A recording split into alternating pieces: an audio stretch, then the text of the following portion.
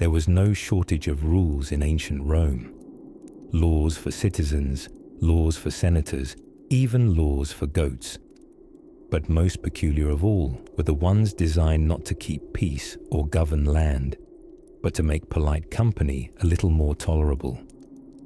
Yes, the famously warmongering, empire-expanding, chariot-racing Romans were also oddly obsessed with social etiquette. In some ways, they were the prim and proper tea aunties of the Mediterranean, but with more armour and significantly fewer cookies. Take, for instance, the law of the unwashed toga. Now, no Roman wanted to be the person in the forum with yesterday's soup stain crusting on their shoulder. A toga wasn't just a bedsheet tragically caught in a windstorm. It was a status symbol, and keeping it dazzlingly white was a form of social currency. So much so that under certain periods of Roman rule, showing up to a public event in a dirty toga could result in a formal fine. That's right, Rome, where laundry negligence was a criminal offense. Imagine needing a lawyer because you got caught with a ketchup splotch at the basilica. Whiteness of the toga indicated purity, good hygiene, and a general level of moral clarity, which is rich coming from a society that thought bathing head to toe in fermented wine was a wellness ritual. Still, you can picture them, can't you?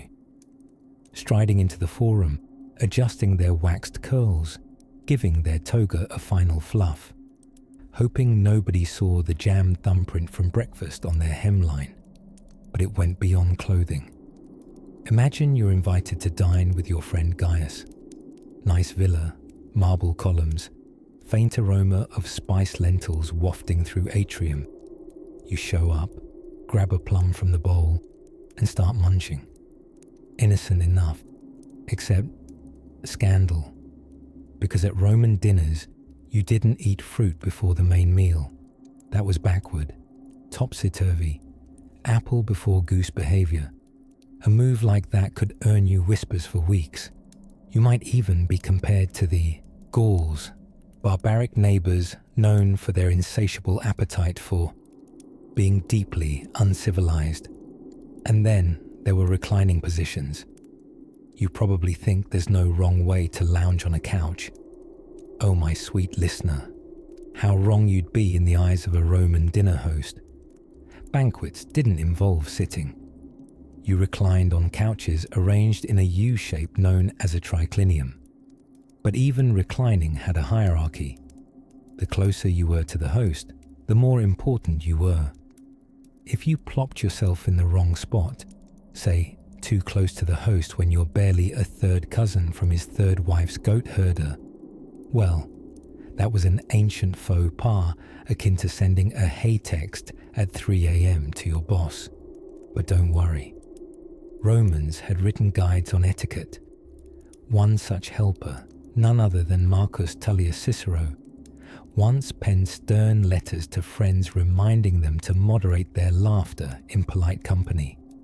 Because yes, even guffawing too heartily was suspicious. A sign you lacked self-control or possibly had too much Falernian wine with your dormice pie. They even had a deeply serious law forbidding the discussion of sorcery, funerals, or the price of fish during banquets. 3 topics clearly ominous enough to ruin everyone's fig-stuffed eel. And so, should you feel that familiar urge to discuss the rising cost of salted mackerel in the middle of digesting your honey-roasted peacock, you risked being branded inauspicious, basically a rain cloud in human sandals. Of course, much of this obsession with manners had to do with status. Rome was a place where everyone, all the time, wanted everyone else to know exactly where they stood in the hierarchy. Table manners, toga brightness, fruit sequence, they all became part of a visual resume, a way of saying, I am not just any Roman. I am a very tasteful Roman, thank you very much. And etiquette wasn't merely social, it was judicial. Oddly enough, during certain trials in the Republic, The jury could be swayed not just by evidence, but by how respectfully someone bowed, how gracefully they raised their hand, even how properly they stood in the crowded forum. Being awkward could cost you your case. No pressure. Which brings us, gently, through the colonnade of these social rituals, as shadows begin growing long across the mosaic floor. The flicker of evening lamps turns marble into honey, and we leave behind the pristine togas and selectively polite cliques of Roman high society. If these stories help you drift off, please subscribe to the channel. It would mean the world to me. And before you fully fade into dreamland, I would love to know where you're listening from and what time it is there. Close your eyes now. The city is dimming, the steps are empty, and even the etiquette guides have quietly tucked themselves in for the night. Picture this: the eternal city, Rome, in the golden haze of a late afternoon. The air smells faintly of olives, aqueduct mist, and ambition. Toga-clad citizens shuffle across stone-paved streets, sandals flapping gently like applause for their own dignity. And in the distance, somewhere between the bathhouses and the bustling forums, someone is committing a most scandalous faux pas. Sitting improperly. Yes, dear dream-bound traveller, it's time we discuss one of the more peculiar obsessions of the Roman elite: posture. You see, in imperial Rome, how you sat wasn't merely a matter of comfort or habit. It was a declaration of status, virtue, and sometimes of power. Slouching, for instance, could be interpreted not just as laziness, but as a philosophical rebellion. Stoics were very upright, both in spine and in spirit. Public seating, particularly at feasts or in the Senate, was a veritable obstacle course of social expectations. Angle your knees just so, incline your head thoughtfully, and never, under pain of reputation death, allow your toga to reveal your knees. Roman knees, evidently, were considered far too wild to be left unsupervised in polite company. At feasts, the very position you reclined in said something rather loud about your place in the social food chain. High-ranking men would lounge on their left elbows on specially curved dining couches known as triclinia, a sort of early luxury daybed designed for political digesting and literal digestion simultaneously. To recline at a banquet wasn't just comfortable, it was a right, and not everyone had it. Women, for instance, were often expected to sit upright lest they appear too liberated. Reclining women were viewed with suspicion, unless they were goddesses, in which case one could recline as much as celestial dignity permitted. But reclining wasn't without its risks. One wrong slip and you'd reveal far too much thigh, or worse, knock over a bowl of garum. Rome's signature fermented fish sauce, which, when spilled on a senator's rig, could bring about not only personal ruin, but also, somehow, of a minor political crisis. And then there was the matter of togas themselves, the ancient Roman equivalent of an unspoken 100-step etiquette manual written in wool. First of all, the toga was roughly as comfortable as wrapping yourself in an angry picnic blanket. And donning one was a task worthy of engineering acclaim. The folds had to fall just right, loose enough to suggest relaxed nobility, tight enough to avoid accidentally mooning the governor. Oh, and that heavy woolen monstrosity was only worn by Roman citizens. Non-citizens and women, excluding certain priestesses and goddesses of course, had to forego the toga in favor of the less respected tunic and stola. Foreigners attempting to sneak into exclusivity by toga cosplaying at festivals could expect awkward glares, whispered judgments, and perhaps even a mild shaming poem by an offended orator. Even the greetings in Rome came with a coat of etiquette thicker than a senator's ego. rather than outright shaking. Hands, men would clasp forearms, firm but not too firm. Gripping too enthusiastically might be mistaken for barbarism. Too limp, and one might assume you'd been poisoned recently. For formal introductions, it was customary to mention not only your name but also your father's name, your grandfather's public office, and how many enemy Gauls your family had hypothetically trampled in the Republic's glory days. A simple, "Hi, I'm Marcus," wouldn't get you anywhere, unless it was followed quickly by Marcus, son of Aulus, grandson of Decimus, defender of grain prices and humbler of Britannia.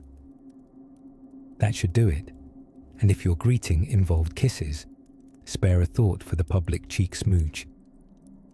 Roman men greeted one another with a kiss on the cheek or lips as a sign of mutual respect, but only if both parties were suitably bearded, important, or philosophically inclined. Kiss someone below your station, and you risked an awkward silence, or worse, an impromptu speech about virtue from a very stern-looking Vestal virgin.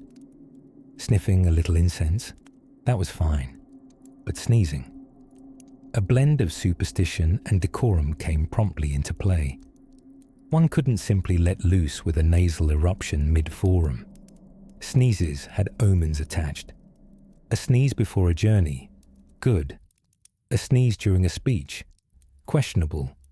A sneeze during the emperor's speech, dangerous. You could find yourself declared a harbinger of unfavorable climate conditions. So yes, in a place ruled by emperors and filled with statues of divine nudity, the people were obsessed not with modesty, but with the choreography of decorum. Stand straight, nod deeply, greet wisely, and make sure your toga doesn't flap open, revealing your political leanings or worse, your shins. And as twilight settles upon the olive groves and marble columns cast long shadows down the Via Appia, our tale drifts gently toward another curious corner of Roman behavior, where wine flowed in rivers, but spilling it at the wrong time could ruin your entire week.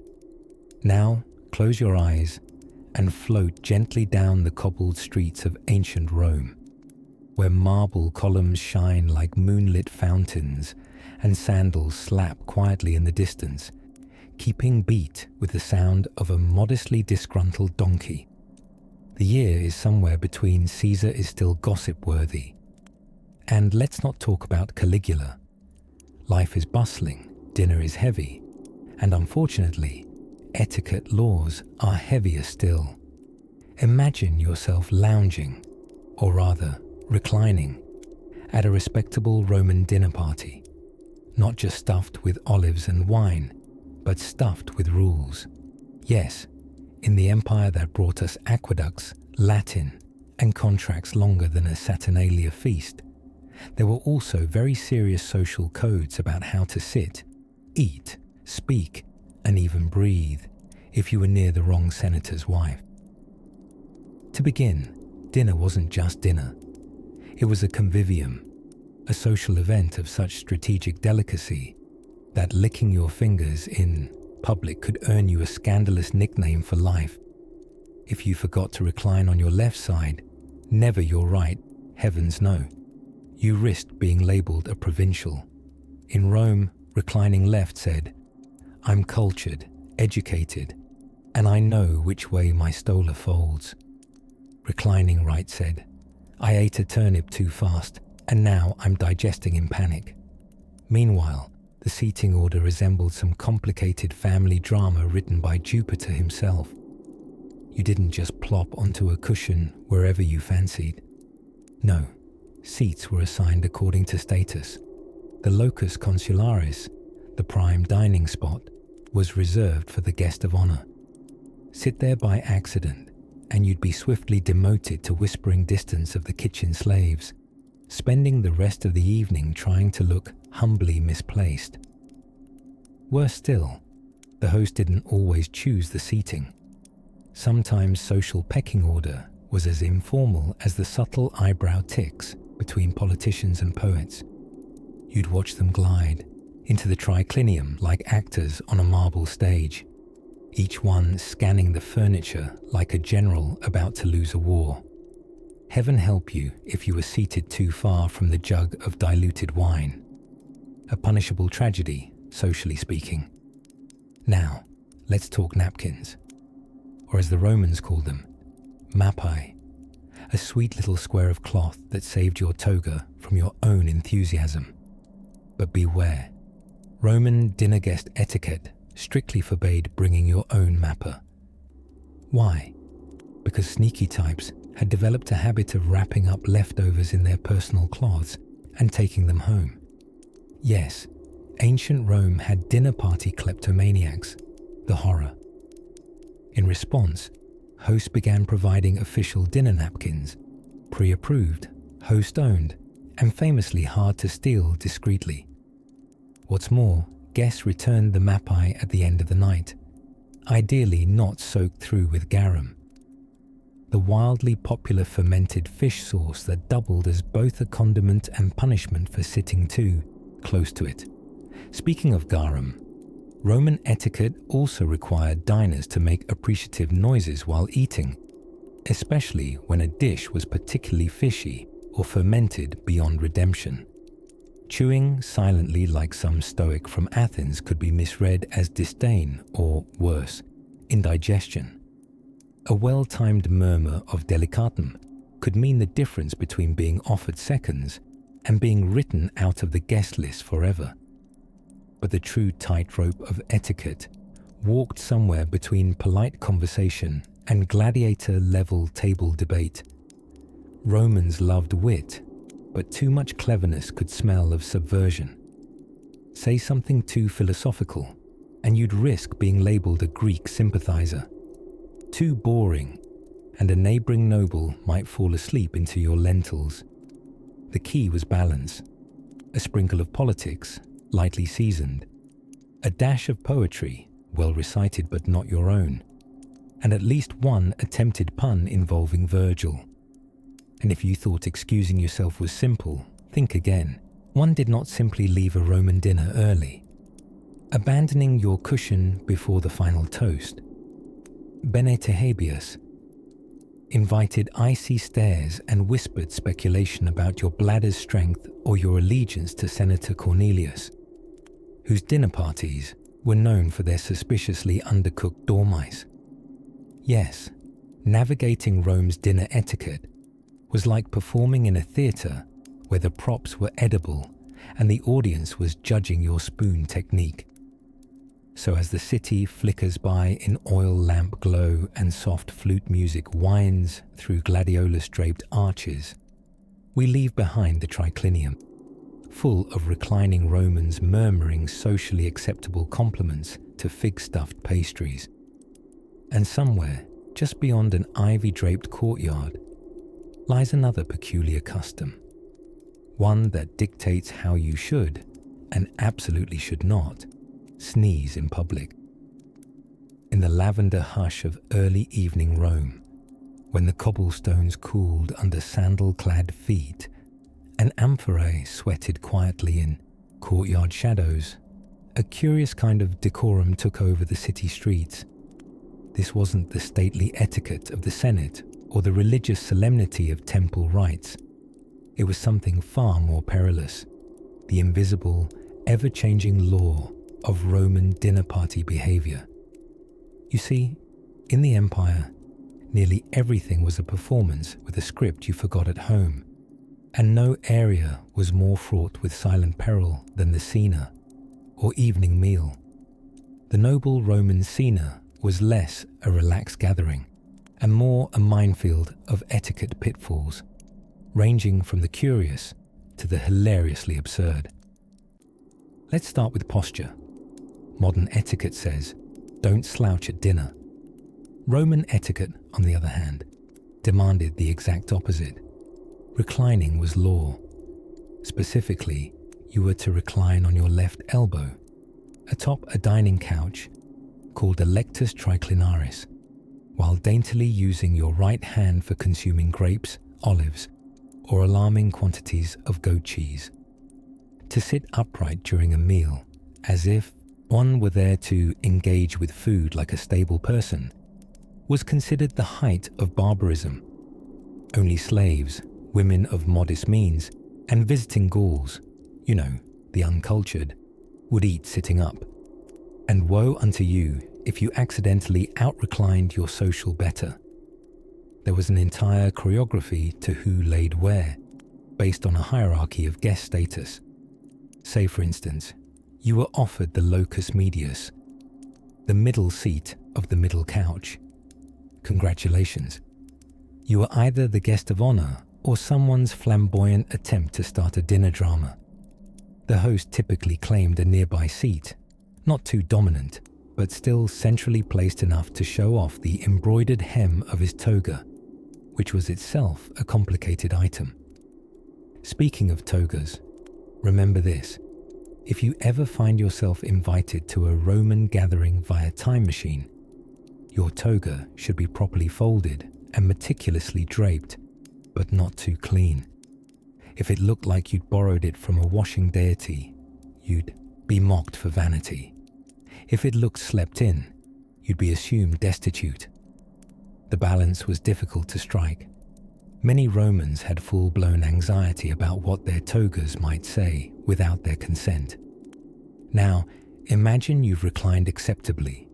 Your toga whispers modest, upwardly mobile things, and your host is just beginning the second course. Then, disaster. A sneeze. Sneezing at the Roman table wasn't just impolite, it could derail the meal. The ancient Roman response to a sneeze was surprisingly layered. Some believed it was your soul trying to escape and needed urgent coaxing to stay, via the spoken phrase, salve, essentially, be well. Others saw it as a bad omen, especially if you were about to start a toast. Picture a noble senator raising his goblet, preparing to dedicate the wine to Jupiter, when a guest hiccups and unleashes a sneeze that silences the room. Would Jupiter now be offended? Would the wine spoil? Would the guest be quietly escorted out and never invited? Again, all viable outcomes. Of course, much of Roman etiquette relied on the principle of decus, the gravity of dignity. That meant no loud laughter at meals, no belching, and absolutely no finger-licking. That last one was a rule frequently broken with wild abandon, as Roman cuisine was saucy, sticky, and often best enjoyed by hand. Wealthy hosts had slaves on standby with small bowls of scented water for finger-dipping between courses. To use the bowl improperly, to drink from it, say, as one famously drunk general did, was to spark giggles that would ripple through polite society for months. And then there were the dice games. Oh yes, dice at the dinner table. These were not just idle distractions to go with your honey-glazed dormice. No, dinner dice games often determined everything from who got the largest portion of fish sauce to who had to recite a spontaneous poem in honor of Bacchus. One unlucky fellow, a scribe from Apulia, became infamous after losing to a visiting Egyptian and having to compose a hymn to goat cheese on the spot. It was reportedly both moving and terrible. As the moon continued its sleepy ascent over marble rooftops and the murmurs of supper gave way to snoozes on lounge couches, Roman etiquette revealed itself for what it truly was: a delicate dance between absurdity and honor. There were rules, yes, but they did not always make sense. They were followed not because they were logical, but because they were Roman. And what could be more Roman than following odd little rituals with the solemnity of a priest and the focus of a man trying not to sneeze into a god's wine? A soothing breeze lifts the dust from the forum stones. Somewhere, a dinner guest discreetly wipes oil off his chin with the backside of his toga and hopes no one saw. But someone always saw.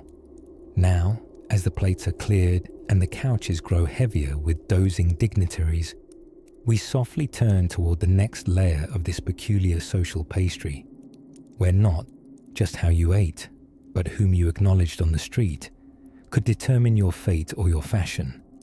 By candlelight, flickering on cracked marble walls, and the ever-present scent of olive oil, seriously, it was everywhere. We tiptoe deeper into the courtyards of Roman manners, where the rules were often more puzzling than profound. Tonight, we find ourselves amid one of the most delicate dances in Roman society. How and when to sneeze. Yes, sneezes. Those involuntary bursts of biological rebellion were a serious matter in the Eternal City. Apparently, if you had a tickle in your nose in the middle of a dinner party, you didn't just blast it out with gusto. No, you braced yourself for judgment.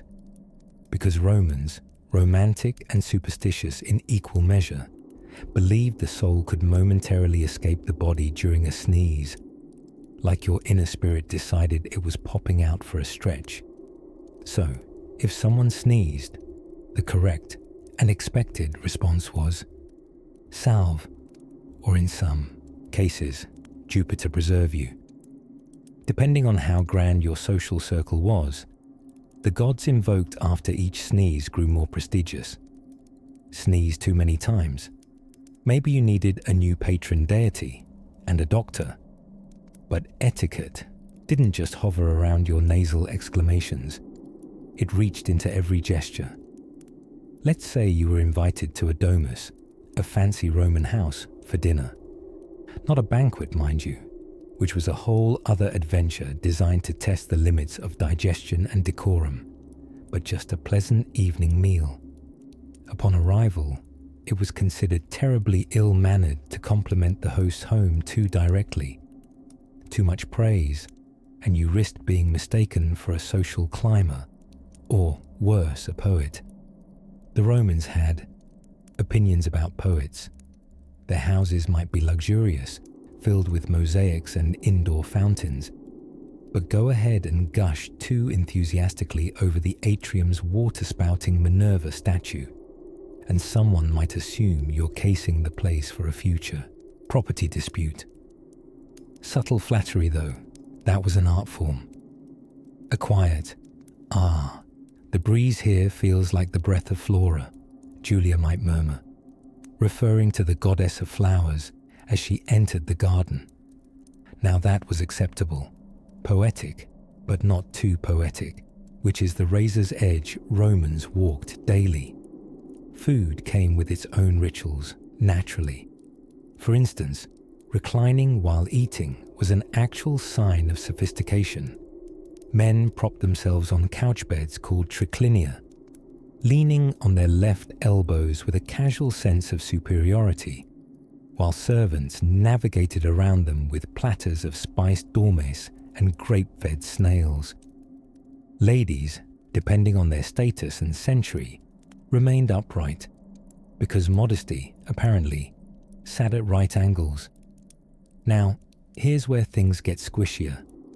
If you, reclining gloriously in your tunic, happen to drop a fig into your lap, reaching down to retrieve it too quickly painted you as greedy, like the fruit held secrets or coin. That fig was not just a fig anymore.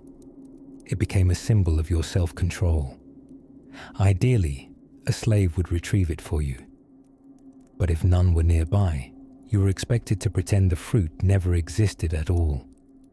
Better for it to decay into the folds of your toga than for your reputation to wrinkle with it. Speaking of togas, the toga, the mother of all complicated garments. Imagine wrapping yourself in 6 meters of wool, then not being allowed to adjust it publicly. If it slipped, you had to act like that trailing end wasn't trying to trip you over your own dignity. Etiquette dictated you maintain grace no matter how many times that toga whispered rebellion at your ankles. Public readjustment? Vulgar. Ask a passing friend for help, only if you're prepared to owe them a favor measurable in amphorae of wine. and the colours of those woolen whirlwinds mattered. White togas, sparkling when new, thanks to a process involving sulphur fumes and suspiciously pale urine, were mandatory for candidates running for political office. Hence, the phrase candidatus, literally the shining one. When they said politics was dirty, they didn't count on how clean you had to look while talking about aqueduct budgets. As we drift gently through these layers of etiquette, we begin to see that each moment in Roman society was a lightly choreographed performance. A single sneeze, a misplaced fig, a lazy toga fold. Any could shift someone from elite to embarrassment before the next course was served. And just beneath all this order and pomposity, somewhere between the saltfish platter and the grape-soaked crows, was a shared understanding. No one really had total control. But pretending they did, that was half the fun. Let's continue then into the next room of Roman decorum, where silence, surprisingly, could be even louder than speech. Not all Roman etiquette was about togas and table manners. No, lurking beneath the marble columns and the dignified profile of Caesar's nose was a peculiar little ecosystem of social customs that governed, brace yourself, sneezing. Yes, gentle listener, the Romans had opinions on your nasal explosions. They didn't just offer a polite bless you and carry on with their garum-sauced lunch. A sneeze was an event. It was an omen, a divine interruption, a conversation with the gods conducted without permission. And if you didn't acknowledge it correctly, well, the shame could linger like a poorly digested lentil. Sneezes were taken seriously. The Roman elite, especially the more superstitious sort, which, to be clear, was most of them, believed sneezes carried prophetic weight. If you sneezed on the left side while setting out on a journey, it was considered a bad sign. On the right, fortuitous. Life was a sneezy labyrinth of divine direction, and anyone nearby when you sneezed, they were required to respond. Not with bless you exactly. They might say, salve, meaning be well, or Jupiter preserve you, because obviously, a thunder god needs to be involved when your mucous membranes flutter. This wasn't optional. To ignore someone's sneeze was tantamount to social frostbite. Imagine you standing in the forum, wrapped in your finest tunic, discussing grain tariffs with Gaius the Lesser, when you suddenly sneeze. If Gaius fails to respond, the horror. He would be suspected of everything from betrayal to harboring ill omens. You might be doomed to trip on your own sandal later that day, or worse, undercook your dormouse. Now, suppose you try to stifle the sneeze entirely, a noble effort. Wrong again. The Romans believed suppressing a sneeze might trap the bad spirits inside you, or confuse Jupiter into thinking you were trying to skip your celestial appointment. Either way, it put you off script, and the ancient world did not tolerate aberrant performances kindly. Laughter, oddly enough, got a pass. Most spontaneous outbursts were frowned upon. Hiccups, snorts, unsolicited attempts at juggling. But laughter had a peculiar exemption, provided it was timely and didn't expose too many teeth. But if you laughed too loudly after someone sneezed, it was assumed you were mocking the god's little messenger burst, and that could lead to public embarrassment or being assigned the worst festival seating next Saturnalia. Then there were sneeze-based superstitions that reached their peak when someone sneezed while discussing a future plan. Say, someone proposed building an aqueduct, and right as they said, "We'll begin at dawn," an old senator sneezes. Was that Jupiter's approval or dissent? The whole meeting might come to a halt until someone produced a chicken liver or a professional augur. Do not sneeze during a wedding planning session. unless you want the betrothal rearranged to a Thursday. Lips were pursed, heads were turned, but one could rarely escape the consequences of sneezing etiquette. You could try to fake a cough, but if caught, you'd be accused of spiritual fraudulence, almost as shameful as wearing socks with sandals, which, for the record, the Romans also judged. Even Emperor Augustus was said to have had a specific sneeze protocol. His attendants were taught how to respond with exact timing and reverence. A sneeze from a man wearing a crown deserved at least 10 seconds of awkward hand fluttering and whispered invocations to household gods. Imagine being the designated sneeze watcher for the emperor. You'd live in a permanent state of respiratory anticipation, and as if things couldn't get stranger, some Romans would carry sneezing charms, tiny amulets or poems, whispered at just the right moment, said to lure the gods into bonus blessings.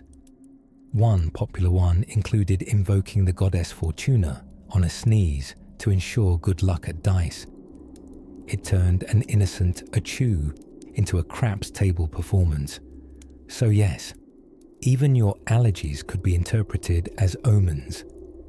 And mismanaging that sacred puff of air could get you side-eyed, like you just suggested skipping the wine course at dinner.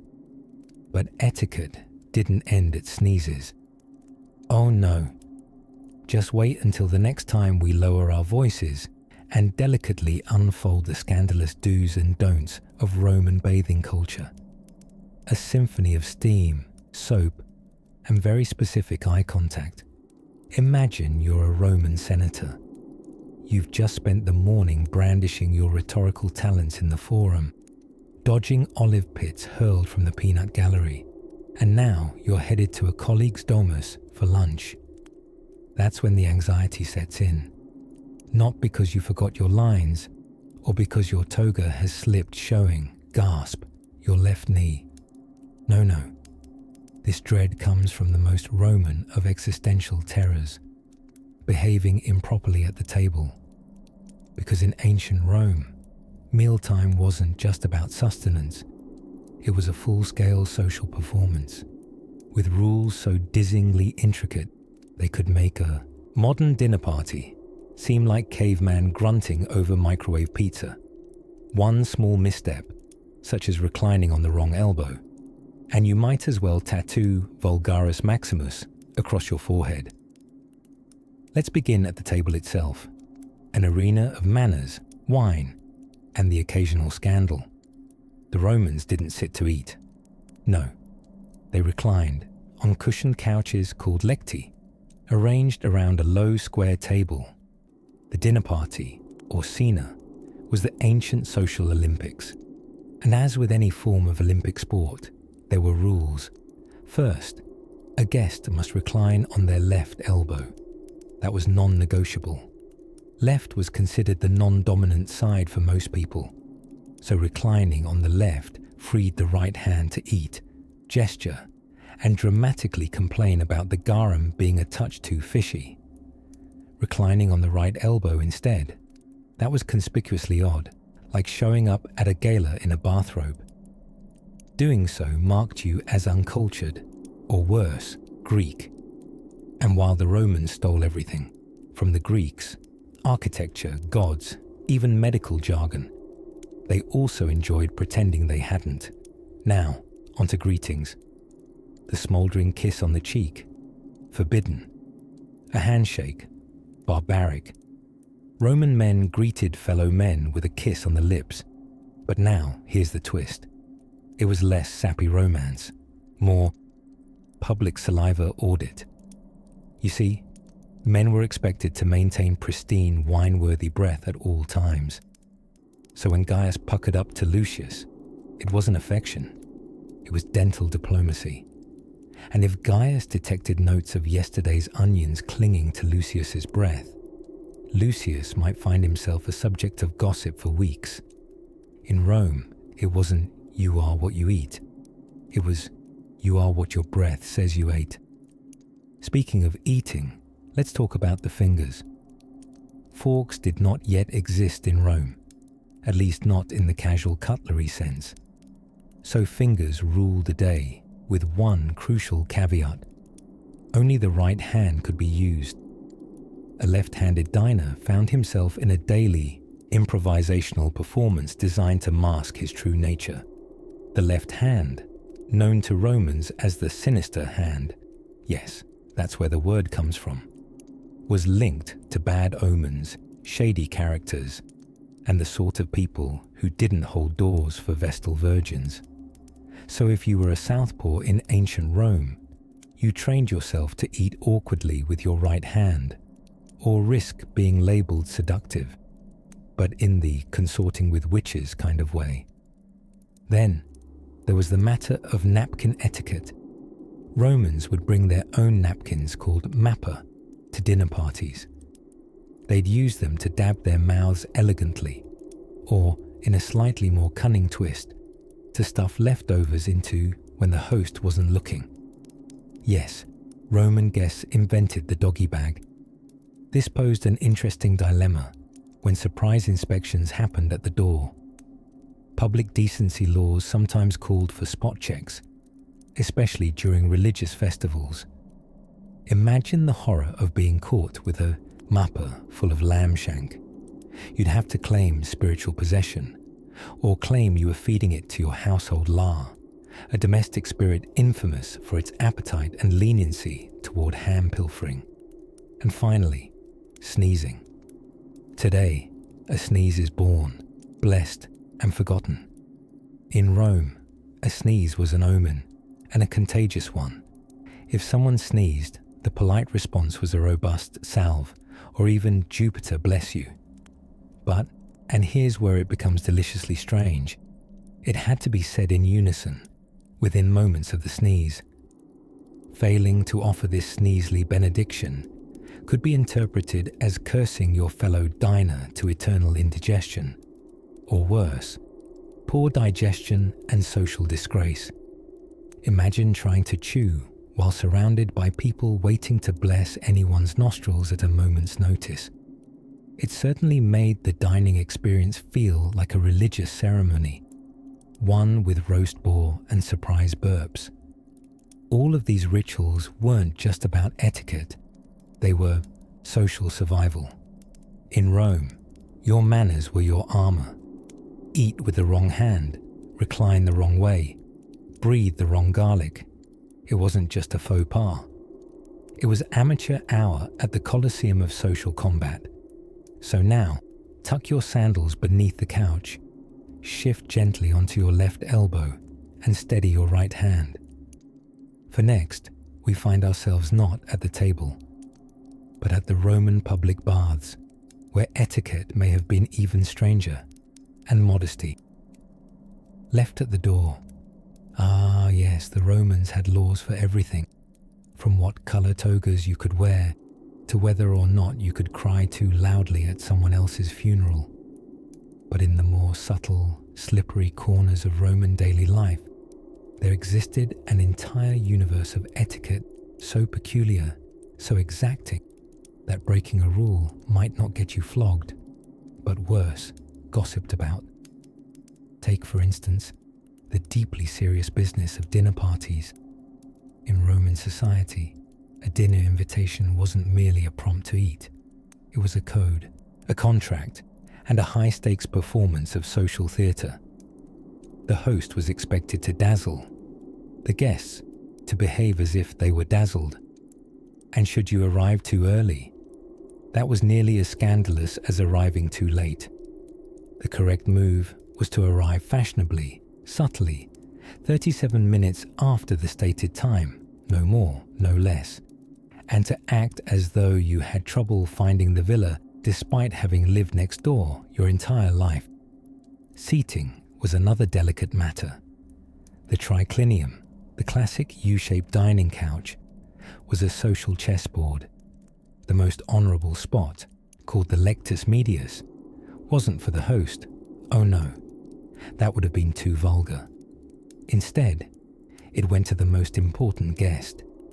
The host generally plunked himself, with practiced nonchalance, down on the lowest status couch, hopefully with enough confidence to imply it was his choice. If you mistakenly sat in the power seat as a nobody, you might find yourself asked to move, mid-olive. Or worse, the host may simply pretend to forget your name for the rest of the evening, a passive-aggressive symphony performed in ancient Latin. Now, let's talk about wine, because the Romans never missed an opportunity to talk about wine. Drinking was strategic. Mixed with water, always with water, unless you wanted to signal that you were wild, ungovernable, or actively trying to burn through your inheritance. The standard mix was about 3 parts water to 1 part wine, though naturally, everyone claimed their household preferred a stronger ratio, just as a nod to rustic masculinity. In truth, the patricians diluted their wine so much that Roman cups legally counted as hydrating stations. And while we're sipping our measured mixtures, it's worth knowing that burping after a hearty meal was not just considered acceptable, it was essentially polite, a sign you'd enjoyed the meal. Yet sneezing without immediately muttering something akin to "Jupiter bless me," deeply unseemly. It suggested you were walking around unconsecrated, which was practically naked, but worse. Once bellies were full and cheeks flushed a tasteful shade of plum, conversation was to shift effortlessly from agriculture to philosophy, to whether or not Marcus should have married his cousin's widow. But watch out, never speak too passionately about gladiator tactics, unless specifically invited to do so. To be known as that man who imitates spear throws at parties was a reputation difficult to shake. Now comes the strangest crescendo in Roman decorum. The assigned jesters, not professionals, but one unfortunate guest expected to make just the right number of witty remarks throughout the evening. Too few, and he risked seeming dull. Too many, and his joke tax would be paid in olives thrown at his head. In essence, it was his duty to be charmingly clever without ever suggesting he might be cleverer than the host. As the dinner wound down, fingers were scented with special oils, distributed by enslaved attendants. These oils usually made of myrrh or rose petals and cost more than a small estate. It was, oddly, considered rude to leave a dinner with unperfumed hands. One philosopher compared it to exiting a temple without bowing. The guest who forgot might spend the next week mysteriously uninvited from everything. Finally, when parting ways, it was crucial to thank not only the host but also the household gods, the doorman, yes, they had those, and even the couch upon which you reclined. Any skipped farewells could be read as a dark omen, or worse, a subtle protest against the quality of the dessert.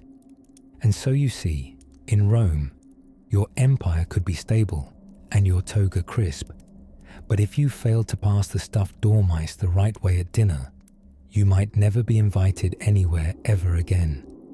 Shame, in Roman culture, wasn't just about crime or scandal. Sometimes it was about misinterpreting the signal that it was time to recline on your left elbow.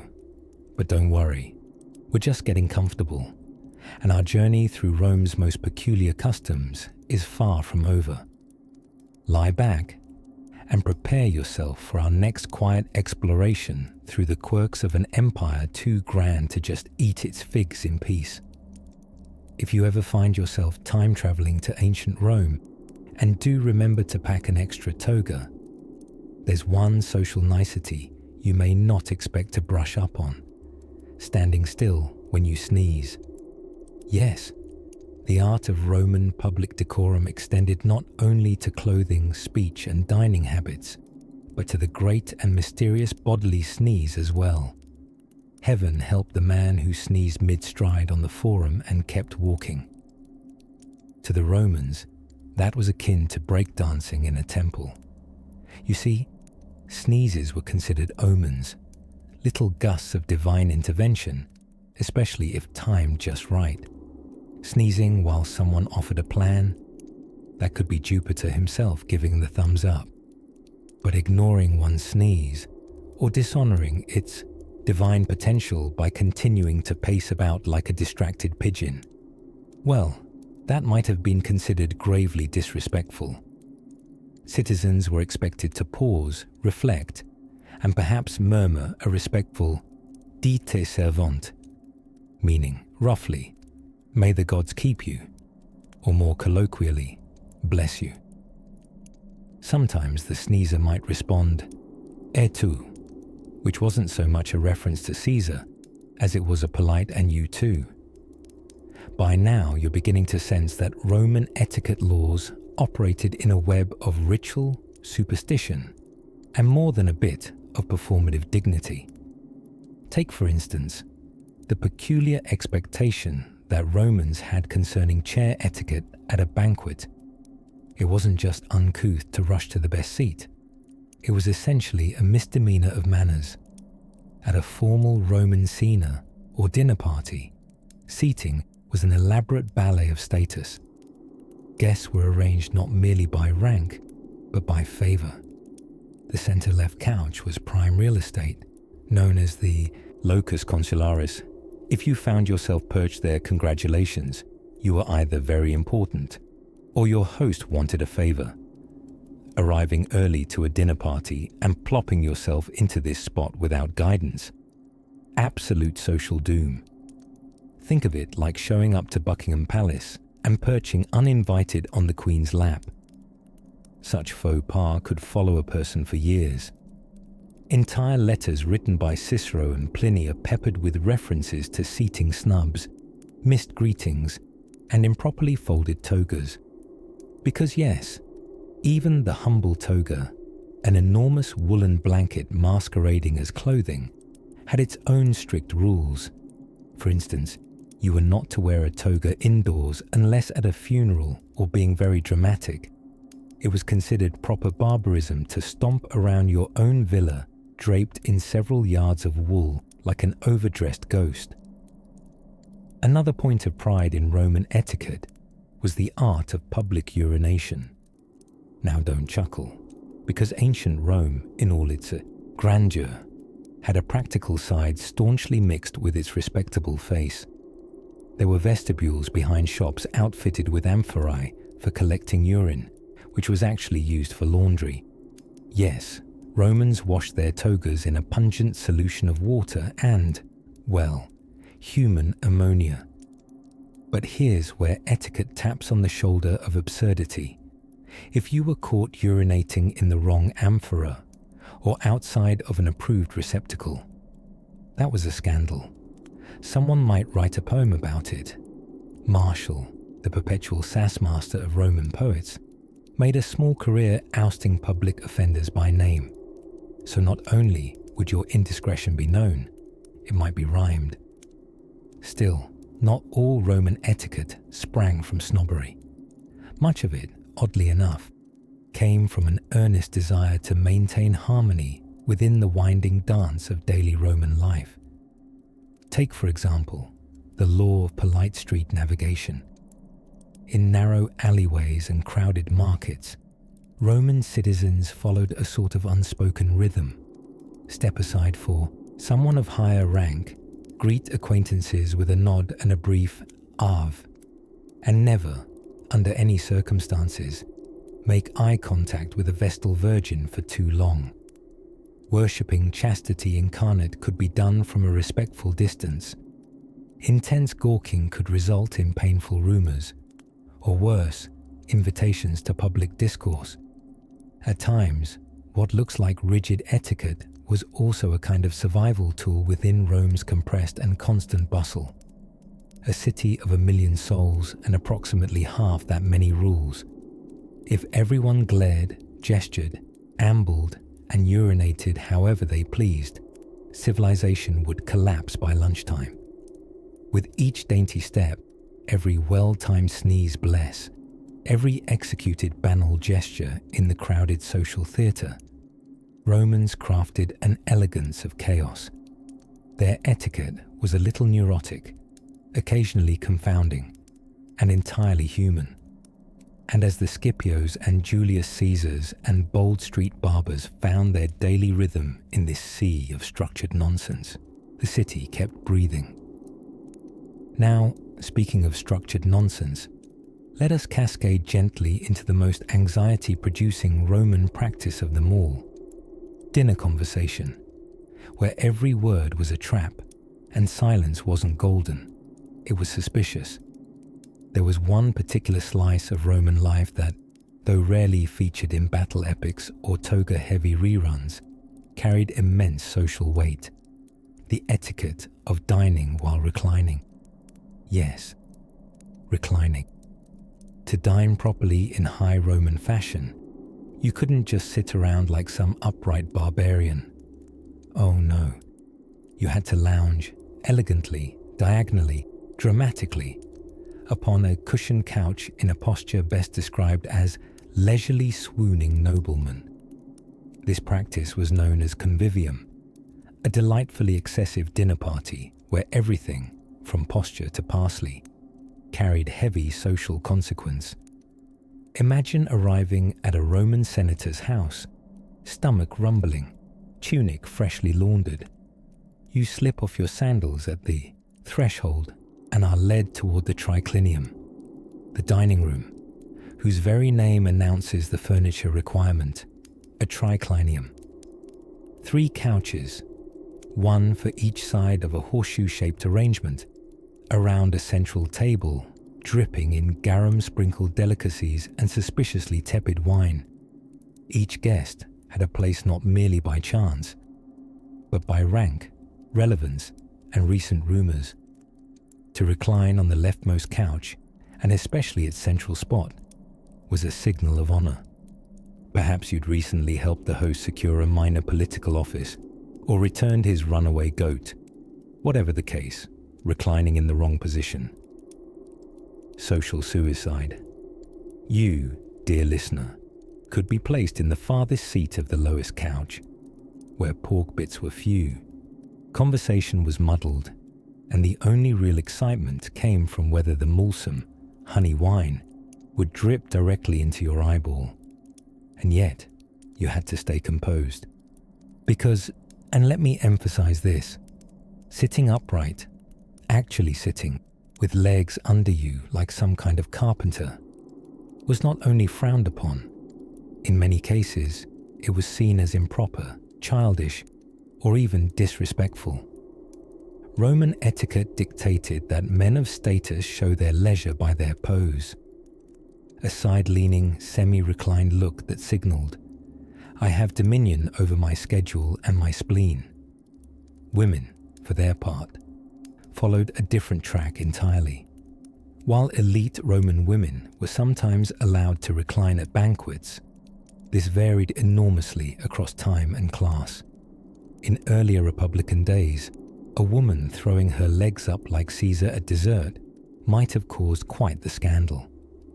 By the late Empire, though, high-born ladies had carved themselves a reclining niche, robes flowing, goblets in hand, arching their brows at mediocre poets. But this stylish sprawl came with its own risks. Poor posture might hint at poor breeding. Spilling sauce on the cushions could see you uninvited next Saturnalia, and heaven help you if you fell asleep, mid-course.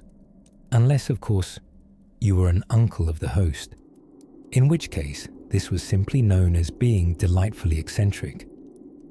Still, not everyone found reclining to be the pinnacle of human advancement. Stoic philosophers, ever buzzkills at a party, often criticized this dining sprawl. Seneca, in one of his thinly veiled rants, complained that some Romans wouldn't get up for a dinner guest if they'd already gotten into their eating position, which frankly feels far too relatable for modern life involving couch cushions and remote controls. For those without sufficient means to host reclining guests, simpler meals were taken sitting on stools or standing all together, which, you might imagine, required far less choreography.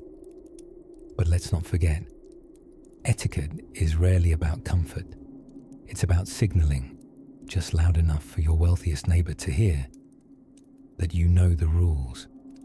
The true experts of this reclined ballet were the slaves who served the food, dodging limbs, stepping over egos, and navigating spilled wine with the balance of a mountain goat and the grace of a heavily underappreciated ballet dancer. They delivered course after course with precision. A wrong move with the fish course might result in a flung fig or a haughty sigh. And we all know that in high society, a haughty sigh is just a disinvitation in disguise. So the next time you stretch lazily across your pillows, unsure whether to reach for the snack or let gravity win, think of the Romans, tiptoeing through the dance of dinner etiquette, hoping desperately not to sneeze into anyone's vinegar dish, while angling for the social elevation only a well-placed couch could bring. And just beyond the flickering oil lamp, there lay even stranger customs. Things like the law about how fast you could clap in public. But we'll get to that curious performance regulation soon enough. In the dreamy gloaming of imperial Rome, long after the chariots had quieted and the last grape had been nibbled from a reclining senator's plate, one could still feel the weight of rules, that peculiar Roman obsession with how things ought to be done. Not just wars and waterworks, but how one should behave at the dinner table, or sneeze in public, or greet a friend without accidentally bringing disgrace upon one's toga. Yes, etiquette. A word so Roman in spirit you'd be forgiven for thinking they invented it. They didn't. They just made it extremely complicated naturally. Take, for instance, how to best approach someone in the street. You couldn't just barrel over and exclaim, "Salve," like an overeager centurion. Oh no. There was an approved rhythm to these things. The polite nod. Perhaps the raising of one eyebrow if your social ranks were similar. If you were of lower status, you kept your eyes respectfully downcast, lest you offer too much eye contact and trigger what we might now call a duel of passive aggression. And if that person happened to be a senator on his way to complain about olive tariffs, he might expect a greeting in full Latin verse. Yes, actual poetry. Salve, Magister Sapientiae, Lumen Urbis, you might say, which roughly means, hello, Master of Wisdom, Light of the City, but really translates to, please don't ruin my family's tax audit. Failing to do so might earn you a silent side-eye, a deliberate cough into a napkin, or the ultimate Roman shade, being ignored entirely at the next banquet, which was about as painful as being thrown into the Tiber without a paddle. Speaking of banquets, dining decorum carried a whole scroll's worth of unwritten rules. Reclining on the wrong elbow was considered an affront. Too much sauce on your dormouse. Gauche, asking for seconds before the host had finished his glass of mulled wine. Barbaric, and heaven forbid you begin eating before the first libation had been offered. Or worse, miscalculate your libation and spill wine on the sacred hearth. That called for an awkward mumbling of apologies and possibly a tiny symbolic sacrifice, like offering the gods a pine nut. Even laughter had a rulebook. A dignified chuckle was acceptable. A hearty belly laugh. Only if initiated by someone in a higher social rank. Otherwise, you might be regarded as a social volcano, charming but unpredictable, and best avoided in polite forums. Though the Romans were firm believers in Stoicism, that fashionable practice of feeling very little about very many things, they still found time to obsess over applause orders at the theatre.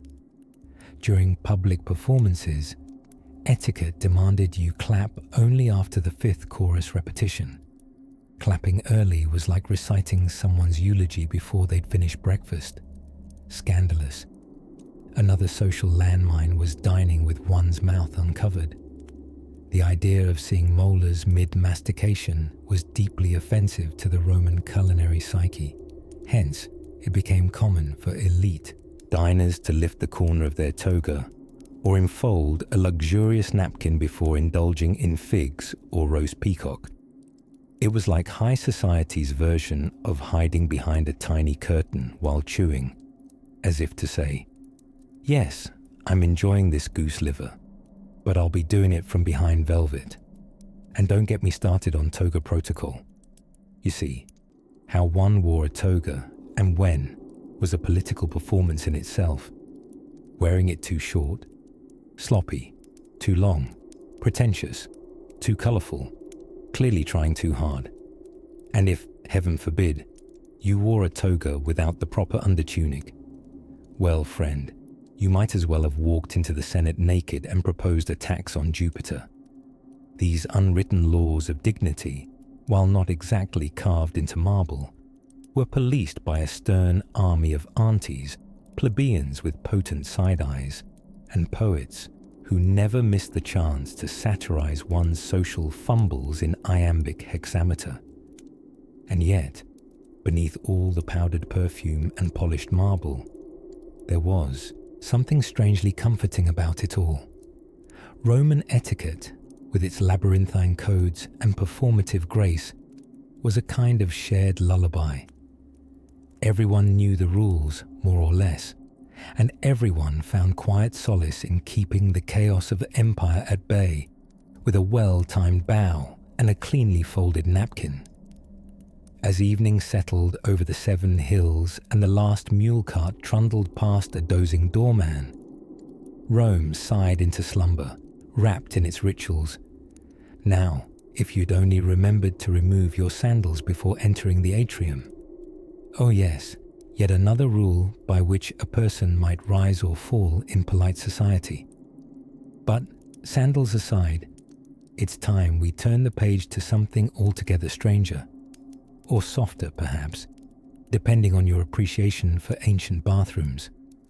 They say when in Rome, do as the Romans do. But that advice becomes significantly more complicated when you're navigating the subtle etiquette of togas, sandals, and urine jars. Let's drift now into a warm summer evening in ancient Rome. The sun is casting an amber glaze across the tiled rooftops, and you can hear the soft clinking of amphorae being arranged in a nearby tavern.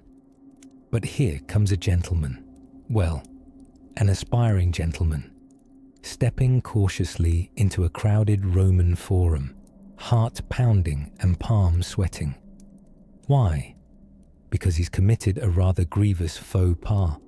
He wore his toga improperly. Now, one might think a toga is just a large bedsheet thrown about the shoulders like a dramatic cape. Unfortunately, the reality is far less forgiving. Roman etiquette manuals, yes, those existed, outlined in excruciating detail how to wear a toga correctly. The fabric needed to drape just so.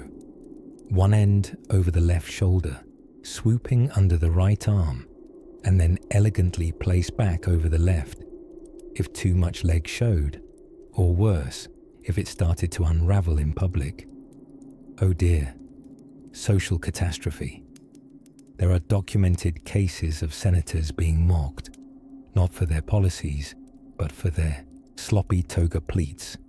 In fact, the toga was so notoriously cumbersome that even Romans complained about it. The toga praetexta, worn by magistrates and children of noble birth, was trimmed with purple, signifying authority, but with all its folds and needless weight, one slightly windy afternoon could cause unintentional exposure, and a lifetime of whispered gossip. And speaking of personal maintenance leading to public shame, let us wander now to the matter of Roman oral hygiene. But gently, gently, for here we find another curious etiquette law. In polite company, it was considered thoroughly uncivilized to brush your teeth in public, especially if urine was involved. You see, ancient Rome had a peculiar fondness for using stale urine as a mouthwash. It wasn't just for peasants either. The ammonia in aged urine acted as a natural teeth whitener and disinfectant, and there were even specially placed jars in the streets for the collection of this precious resource. Now, cleaning your teeth was necessary, expected even, but to do so in front of others, swirling your mouth with someone else's hot morning donation, that would be in breach not only of etiquette, but quite possibly of friendship.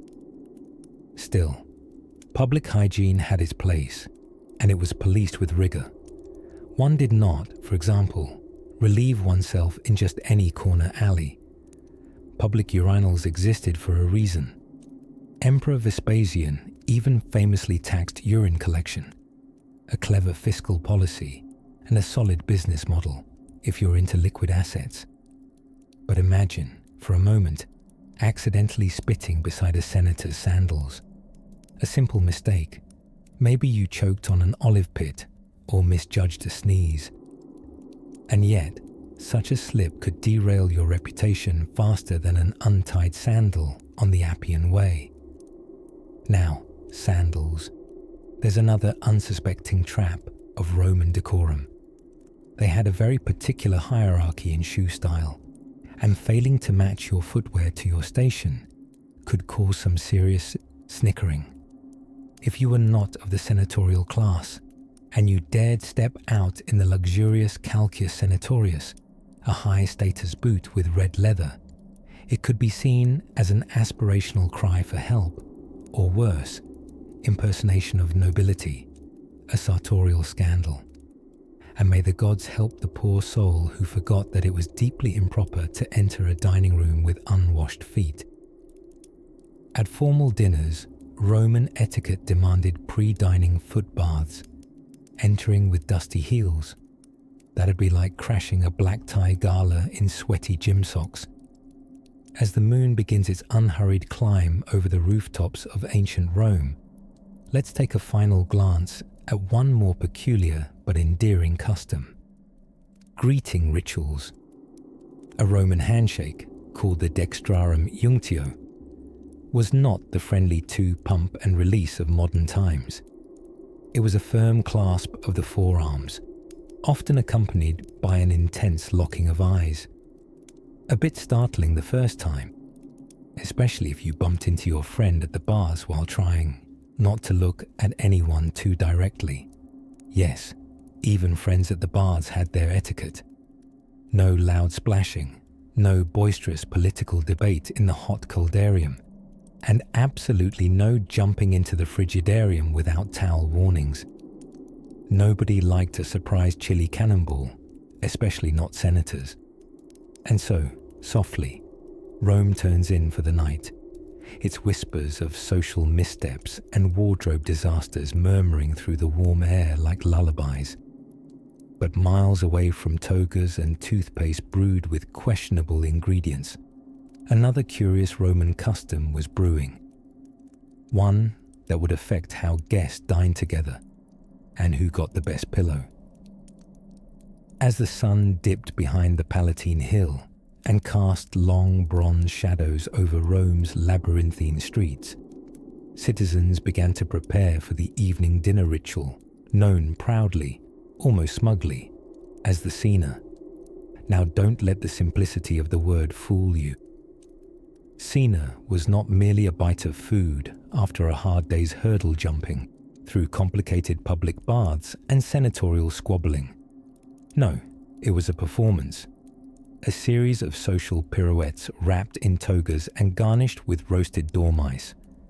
And as with all grand Roman performances, it came with rules. Strict ones, written and unwritten, enforced neither by law nor military decree, but by something somehow more terrifying. The judgmental gaze of your dinner host. First and foremost was the seating arrangement. The triclinium, a fancy Latin term for three-couch setup, looked more like a slumber party for philosophers than a dining room. Friends reclined on low couches in a horseshoe shape around a central table, propped up theatrically on one elbow, feet dangling like slightly apathetic sea creatures. But where you reclined, dear sleepy listener, was not up to you. It was determined by your social rank, your recent popularity, and, this is very important, how well you behaved at the last cena. Picture Lucius, a modestly successful olive oil trader who was once granted the coveted upper left cushion. But then he accidentally insulted the host's poetry by comparing it to a tax scroll. At the next cena, placed near the door, next to a guy named Publius, who smelled suspiciously like fermented turnips, etiquette also dictated how one reclined. Elbows must rest delicately on cushions, never invading someone else's personal toga space. Legs remained crossed loosely, not flailing about like a startled flamingo. Being too relaxed was considered vulgar, but too stiff. That suggested either a missing sense of humor or a suspicious body brace under the tunic. Then came the food, and with it, an entire etiquette minefield. Romans loved lavish meals, but eating too enthusiastically was a cardinal sin. To pick up a fig with too much eagerness could brand you as what they called a glutto, which, despite sounding like a charming dessert, was essentially social exile with fig juice on your hands. But snacking daintily was not enough. There was the issue of vomitoria. Now, contrary to popular myth, a vomitorium was not a room reserved for relieving dinner to make space for more. It was, in fact, simply the name for exit corridors in amphitheaters. But the need to excuse yourself during dinner without saying the word vomit, or anything that felt bodily at all, was part of the unspoken etiquette. A mere raised eyebrow or a quiet, "Excuse me, I think I left my stylus in the atrium," would do. And beware sipping wine too early. Hosts often decided when the wine would flow, and anyone caught pre-drinking from their goblet ran the risk of being labelled an antivinator, which sounds intriguing, but translates loosely to the one who jumps the grape gun, a serious faux pas. But perhaps the most elaborate part of Roman dinner etiquette was the toasting. When someone raised their cup and muttered, "Bene tibi," or "to your good health," it was essential that you return the favour. But, and I cannot emphasize this enough, you had to time it right. Too fast, and you looked overeager. Too slow, and you came off as indifferent. Striking the right balance often took an entire career of middling dinner parties to master. Cicero, ever the lover of words, is said to have once been so distracted composing a clever toast that he missed the cue entirely, leaving his host to clink glasses alone in silence, while several guests took sudden, intense interest in their olives. Even laughter had rules. One was expected to chortle politely at witty turns of phrase, but never guffaw. Full-throated laughter headlined by snorts could result in being demoted to the bean counter bench at the next gathering. Among all these social acrobatics was one golden rule. Never, under any circumstances, point out that someone had spilled garum sauce, think Roman fish ketchup, on their toga. Why? Because drawing attention to another's shame was considered worse than bathing only once a fortnight. The correct response was to pretend nothing happened and hope the window breeze would carry the scent elsewhere. So as the moon hung serenely above Rome's silent rooftops and the last crumbs of honeyed dates were wiped from ivory plates, one might think the ordeal was over. But no, for the exit had its own decorum, and we've not yet discussed the Roman way to say goodbye without actually saying it, unfolding gently in the candlelit moments that came next. As the afternoon sun glimmered lazily over the rooftops of ancient Rome, the forum settled into one of its trademark lulls. a sort of post-political hush, disturbed only by the low coo of pigeons inspecting loose breadcrumbs from earlier senatorial foot traffic. Here, surrounded by marble columns and stern statues who'd definitely seen too much, our focus drifts to an odd but seriously enforced piece of Roman social engineering: the etiquette surrounding invitations to dinner. Now, you may assume that being invited to dinner in Rome was a simple matter. Someone sends a slave with a clasped wax tablet. You nod meaningfully, perhaps adjust your tunic, and show up. But no, for in Rome, everything had a rule, especially dinner, which wasn't just a meal. It was theatrical politics, reputation management, and subtle warfare wrapped in grape leaves. The first rule: never show up too early. To do so was considered not only rude, but tragically ambitious. Being early was borderline suspicious, as though implying the host had nothing better to do all day but wait for guests to hover about the atrium. Roman hosts, you see, preferred guests to arrive fashionably late, just in time to make an entrance that could be observed and quietly judged.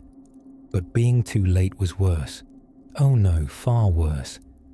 Arrive late, and you'd find the best reclining couch taken, the prime honey wine pot half emptied, and someone with dangerously theatrical cheekbones sitting where you had hoped to glitter. Worse, yet, your portion of peacock stew could mysteriously vanish into someone else's bowl, and all that would be left for you? A stern glare from the host and a half-hearted scoop of lentils. And then there was the matter of who you brought. Contrary to modern dining, +1s were not a casual matter. Bringing an uninvited guest was an egregious error, and if your extra person dared to bring their own +1. Social catastrophe. One poet, Marshall, complained endlessly about this. He wrote of guests who arrived at dinner with hangers-on, and some of these hangers-on even brought their pet dogs. Yes, someone once brought a dog to a Roman dinner party, which, frankly, makes you wonder if the dog appreciated the peacock stew. Now, fashion was another minefield. Togas were not optional. They were mandatory for respectable male citizens, the ancient equivalent of a tuxedo crossed with a weighted blanket. Wearing the wrong color could raise eyebrows, especially at a formal feast. A bright purple toga. Bold move. Purple was exclusive to emperors unless you stumbled upon a faded purple and tried to pass it off as blue. Risky. Very risky.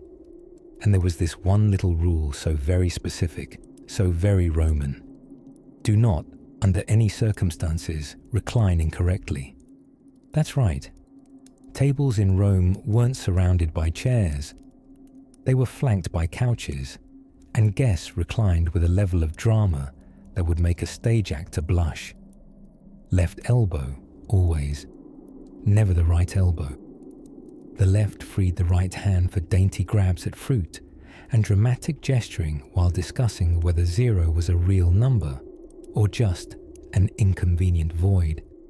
Even more bizarre. You did not have the right to recline until you reached a certain social status. Plebeians had to sit upright, like responsible adults at an awkward breakfast. Only the elite and the moderately esteemed got to lounge like lizards with wine goblets. So lying down while snacking wasn't just a comfort, it was a flex. Then there were the napkins. Oh, the scandalous napkins. It was customary for guests to bring their own. And yes, people did make off with leftovers wrapped in said napkins. It got so bad that some households began issuing inventory numbers to their dinnerware just in case a guest accidentally walked out with a set of silver salad forks in their sleeves. Once seated, or reclined, assuming your rank allowed it, you had to be witty, but not too witty. Laughing too loudly was undignified, unless the host did it first, in which case you were expected to laugh slightly less loud, as anything else implied attempted humour dominance. There appears to be no known punishment for humour dominance, but it's probable you'd be demoted to the lentil bowl. And so it went. One elegant misstep away from social ruin, one borrowed napkin away from never being invited again, and always one slightly too bold recline from a scolding poem by Marshall. But etiquette didn't end when the dinner did. The real judgment began after you left. Because in Roman society, gossip moved faster than a chariot in a back alley. Still reclined beneath the fig-scented moon, Rome buzzed under layers of etiquette and artifice, its social rules more tangled than a senator's toga after his 5th cup of wine. Which brings us, quite naturally, to etiquette outdoors, where Romans found fresh air, public scrutiny, and flagrantly judgmental benches. Picture this: a lavish Roman dinner party, soft torchlight flickering against draped marble columns, servants gliding between couches like shadows, and a senator sweating nervously, not from the heat, but because he just sneezed, loudly, without offering his apologies to the gods. Yes, sneezing in ancient Rome was not simply a biological hiccup. It was a social and supernatural event. The gods, you see, were presumed to be eavesdropping at all times. So to sneeze and not immediately offer a prayer or a phrase like salve was to risk divine misunderstanding. In our time, we have polite mutterings of bless you. But back then, it could be Jupiter preserve me, or perhaps, if you were feeling particularly devout, a humble nod toward Minerva, the goddess of wisdom, lest she interpret your nasal explosion as arrogant disregard. Roman etiquette, you'll find, had a delightful way of turning everyday life into a high-stakes performance. For example, let us examine the noble, if slightly tragic, art of toga management. Wearing a toga correctly was not unlike attempting to drape a medium-sized linen ship sail around your body while maintaining your dignity. And you must never, ever sit with your toga askew. Heavens no. A hem carelessly dragged through the mud might not just mark you as clumsy, it could be scandalous. A fouled hem, after all, was once rumoured to be the telltale sign of a secret tryst, or worse, a visit to the public baths during less than reputable hours. And let's not glide past those very public baths without appropriate reverence. They weren't just for washing up. Oh no, they were communal spaces teetering between a spa and a Senate lobby. But don't let that fool you. Etiquette there was precise. Don't splash. Don't stare. Absolutely don't oil yourself in the wrong corner of the caldarium. There was a rule that your strigil, the tool used to scrape oil and dirt from the skin, must never, under any circumstances, be shared. It was your personal strigil. You carried it like a comb, or one of those overly specific water bottles we hoist around today. Now, Romans held dearly to their notions of public decorum. If someone were to pass gas during a banquet, naturally due to a surplus of boiled legumes and prideful wine, the social consequences could be severe. But fear not. Emperor Claudius, bless his pragmatic heart, once attempted to pass an actual law permitting flatulence at the table. For health reasons. He reasoned it was better to embrace dignity through honesty than suffer an untimely demise via humble being. His idea, while never formally codified, left an odorless trace of relief for dinner guests throughout the empire. Beyond the banquet hall, etiquette even extended to how one must walk on a street. There were pedestrian manners, believe it or not. Walking too fast alone marked one as suspicious, perhaps a criminal on the run, or worse, an actor late for his performance. Walk too slowly with gestures too flamboyant, and you were clearly a philosopher in the vein of Diogenes, and thus to be avoided until dinner. And if you think today's passive-aggressive glances at overly loud neighbors are strange, allow us to introduce the Roman practice of the host's cough. At formal meals, if the patron of the home coughed lightly while a guest launched into a story, it meant, gently but meaningfully, "Do shut up, please." It was a minor note on the great symphony of social cues, a sprinkle of judgment hidden in phlegm. Even the timing of a yawn carried its implications. To yawn during a recitation of poetry was a social error of the highest order, potentially interpreted as a political insult if the orator happened to wield a little power. And so, guests at literary readings became masters of clamping their mouths shut, eyes dewing with stifled exhaustion, nodding enthusiastically at verses about harvest gods and long journeys by oxen. It is a marvel, really, the balance the Roman elite struck between civility and pageantry, snobbery and superstition, all of it performed beneath the suspicious gaze of marble busts positioned just so in atriums, judgment embedded in stone brows and knowing smirks.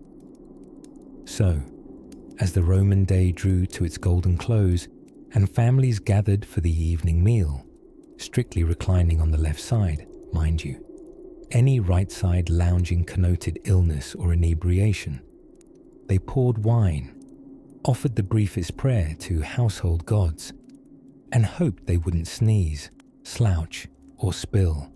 And what happens if, heaven forbid, you insulted a Roman by greeting them at the wrong hour of the day? That's a tale told best with olives, sundials, and an accidental slap with a fishmonger's sandal. A scene we'll drift into next, if you're still drowsily with us. Imagine you're strolling through the cobblestone streets of ancient Rome just after a rain. The stones are slick, glossy, and reflecting golden lamplight from terracotta windows. There's a vendor somewhere selling roasted chestnuts and insisting loudly that his chestnuts are warmer than the god's bathwater. And as you pass, you hear a senator murmur, "By Jupiter's beard, he might be right." But before you make it halfway to the forum, you sneeze. Now, in many cultures, sneezing is a cue for a polite "bless you," or maybe Gesundheit, if you're feeling especially continental. In ancient Rome, however, sneezing was complicated. You see, sneezing was considered not just a reflex, but at times a cosmic signal, a divine telegram, straight from the gods to your sinuses. Empirical records, yes, actual dusty scrolls and wax tablets, show that Roman etiquette required a well-timed blessing, but also demanded that the sneezer themselves interpret the sneeze's deeper meaning. Imagine Titus, a mid-ranking clerk in a toga, sneezes while walking to deliver scrolls. Does he press on with his errand or stop, ponder, and declare, "Mars warns me not to attempt this delivery on foot. I should have brought the donkey." All because his nose tickled. And then there's the social rule that if someone sneezed while you were speaking, it could either be seen as divine affirmation or incredibly rude.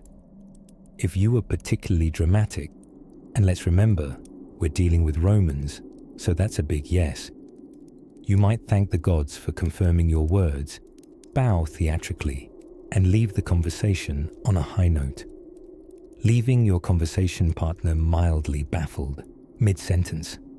But now let's leave sneezing behind, hopefully with a fig leaf tucked modestly over your nose, and drift toward Roman dining. Oh yes, Roman banquets. A courtship of grapes, olives, gossip, and odd posture. The etiquette of reclining while eating wasn't just fashion, it was practically law. To truly feast in style, you had to lie on your left side, propped on your elbow like a lounging cat with politics. Failure to recline could mark you as a servant, or worse, novus homo. a social climber playing at nobility. There were rules for how close you could recline next to someone else too. Go too near without an invitation, and it might imply either deep friendship or a scandal best whispered about by scandal mongers munching on dates. Now, onto the centerpiece of the meal, the bread. In our modern world, a dropped piece of bread might be scooped up with the 5-second rule. But in ancient Rome, dropping bread, especially with your right hand, could be interpreted as a bad omen. Bread was sacred, representing the labor of worked fields, and dropping it disrupted not just the floor's cleanliness, but the social order itself. Etiquette dictated that you retrieve it with reverence, or, if you were nobility, a servant did so, possibly reciting an apology to Ceres, the goddess of grains, while awkwardly blushing. And if you thought chewing with your mouth closed was polite, Romans agreed, mostly, but they added their own twist. It was absolutely disgraceful to burp out loud unless you were specifically invited to do so by the host as a mark of satisfaction. The consequences of an unprompted belch in polite company. Raised eyebrows, a possible blacklisting from future dinner parties, or being subtly served cold lentils next time instead of the hot roast boar everyone else got, which would be insulting enough to inspire poetry. The most curious dining law, perhaps, was the law of silent sauce, a host's garum, the infamous fermented fish sauce that Romans adored the way modern mortals adore ketchup, had to be praised without comment. That's right. To speak of how good or how horrifying the host's sauce was could be seen as both too familiar and too judgmental. Guests were expected to simply smile, nod, and eat, no matter how alarming the sauce's aroma may have been. Though some claimed breathing through the nose while smiling conveyed subtle culinary verdicts like tolerable or cause my soul to leave my body. As the oil lamps flicker lower and the feast winds down, those guests recline just a little deeper into their cushions, digestion nudging them toward dreams.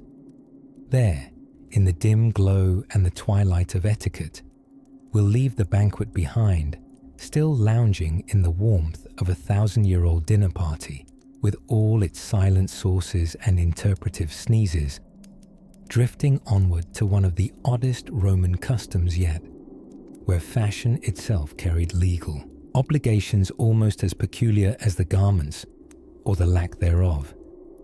There are few moments in Roman society that demanded dignity quite like a dinner party, and few places where dignity was routinely, magnificently lost.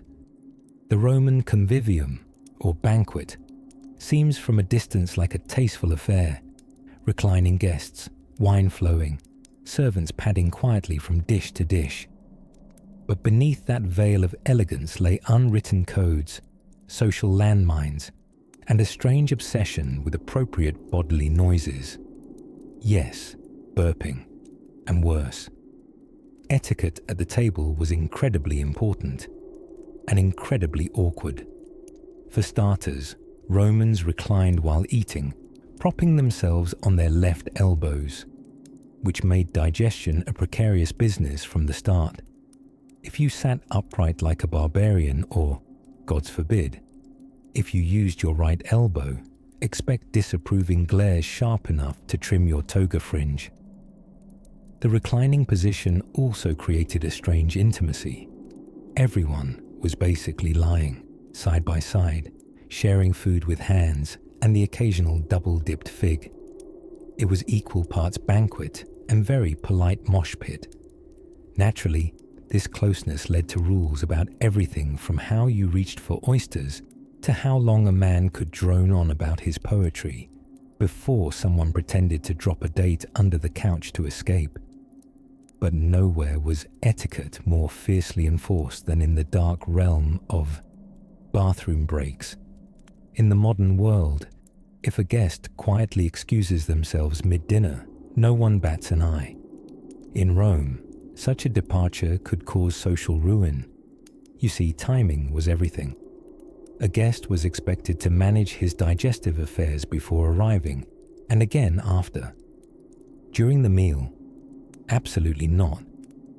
Doing so not only offended the host, it suggested the food was traveling through your system faster than a traitor through the Senate. Even stranger, the Romans had a surprisingly nuanced relationship with gas. Not the scented candles kind, which they had, but usually soaked in bits of damp pitcher plant, but human gas.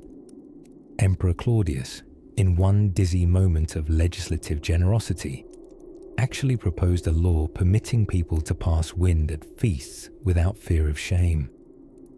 Health over manners, he seemed to say. Unfortunately, the law never passed, perhaps because the Senate couldn't decide what sort of trumpet fanfare counted as courteous. Now, let's meander towards something slightly safer. Bread. Glorious crusty bread. It too had rules. A Roman guest must never drop crumbs on the floor, not because it was wasteful, but because those crumbs were believed to attract household spirits, known as the lares.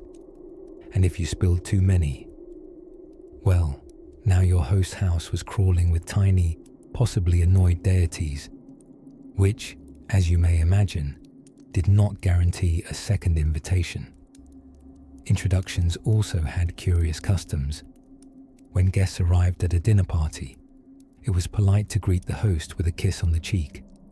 But beware, double cheek kisses were considered outrageously intimate, unless you were relatives or shared an epic military campaign.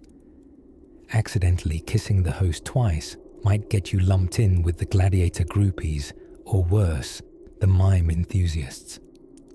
Once you were seated, or reclined rather, conversation was to flow, but only like a moderately lazy river.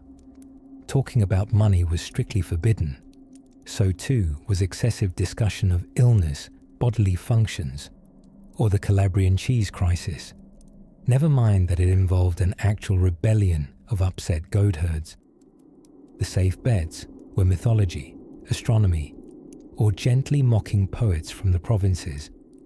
And yet, at any moment, the entire affair could go from sparkling elegance to social inferno with just a flick of a napkin. Ah yes, the napkin. Perhaps the most dangerous piece of linen in the Roman world. Diners brought their own napkins, not merely for dabbing wine from their lips or catching runaway olives, but for sneaky collection. You see, breadcrumbs, bits of meat, even leftover dates could be scooped up and spirited home. Not for snacking, but for servants or pets, or occasionally to be shown off as evidence of how refined or stingy the host had been. Imagine a guest opening their napkin the next day and announcing dramatically, 1 fig and 2 chicken bones, scandalous. Hosts, on the other hand, had their own arsenal of etiquette traps. Seating arrangements were serious politics. To be reclined near the host was a mark of favour. To be placed near the door was, well, a polite suggestion that perhaps you'd like to consider other dinner plans in the future. Or possibly just that you had a face best enjoyed from a distance. In all this, there was one rule that rose above all others, etched into marble and manners alike. Never insult the wine. Roman wine was often challenging. Mixed with seawater, spices, or occasionally boiled down into a syrupy sludge, it was meant not to be enjoyed, but survived. To grimace or remark upon it was tantamount to treason. Far better to sip and nod politely while your eyes welled from the vinegar fumes. So, there they sat, elite Romans, reclining delicately, dodging invisible rules, balancing wine, bread, and propriety like circus performers in togas. And as we brush crumbs from our own dream-draped tunics, we prepare to slide ever so quietly into the next gentle oddity of Roman etiquette. where even the architecture started whispering rules of its own. Rome, as ever, took itself very seriously, at least until it didn't. On the one hand, it gave the world a language, a calendar, and the deeply peculiar obsession with marble statues pointing dramatically into the distance. On the other, it gave us an etiquette rule so bafflingly specific, it reads less like law and more like the opening line of an oddly niche joke. A Roman, a couch, and a sandal walk into a triclinium.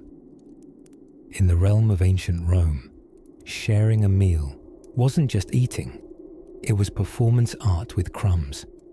Dinner parties, or cenas, were where the socially ambitious preened beneath the oil lamps, reclining scrupulously on their left sides, propped up like disinterested philosophers, practicing the exact posture that said, "Yes, I am eating fig-stuffed dormice, but I am doing it tastefully."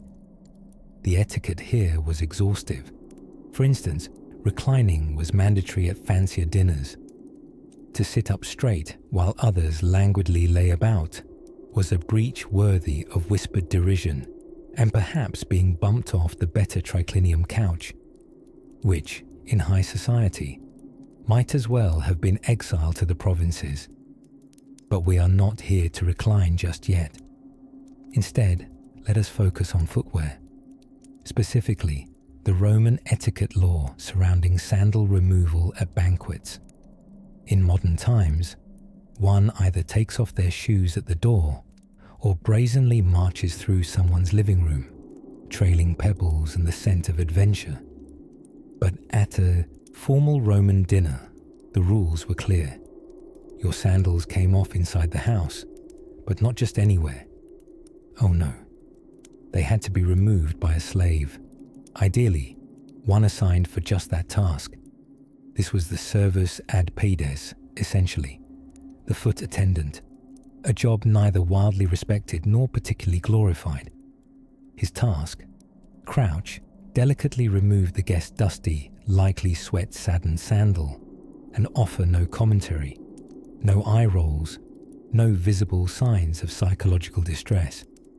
Removing your own sandal was not only gauche, it suggested, rather tragically, that you didn't have enough money to hire someone to unstrap your footwear for you, which was shameful, publicly shameful.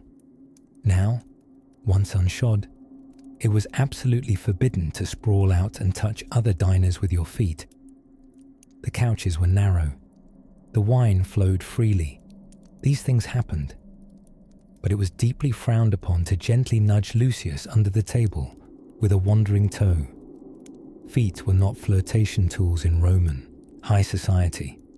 In fact, according to a rather pained letter from Pliny the Younger, one evening of misplaced foot contact nearly ended in a duel. The shame, apparently, was in the moisture. And then there was the matter of, may I whisper this?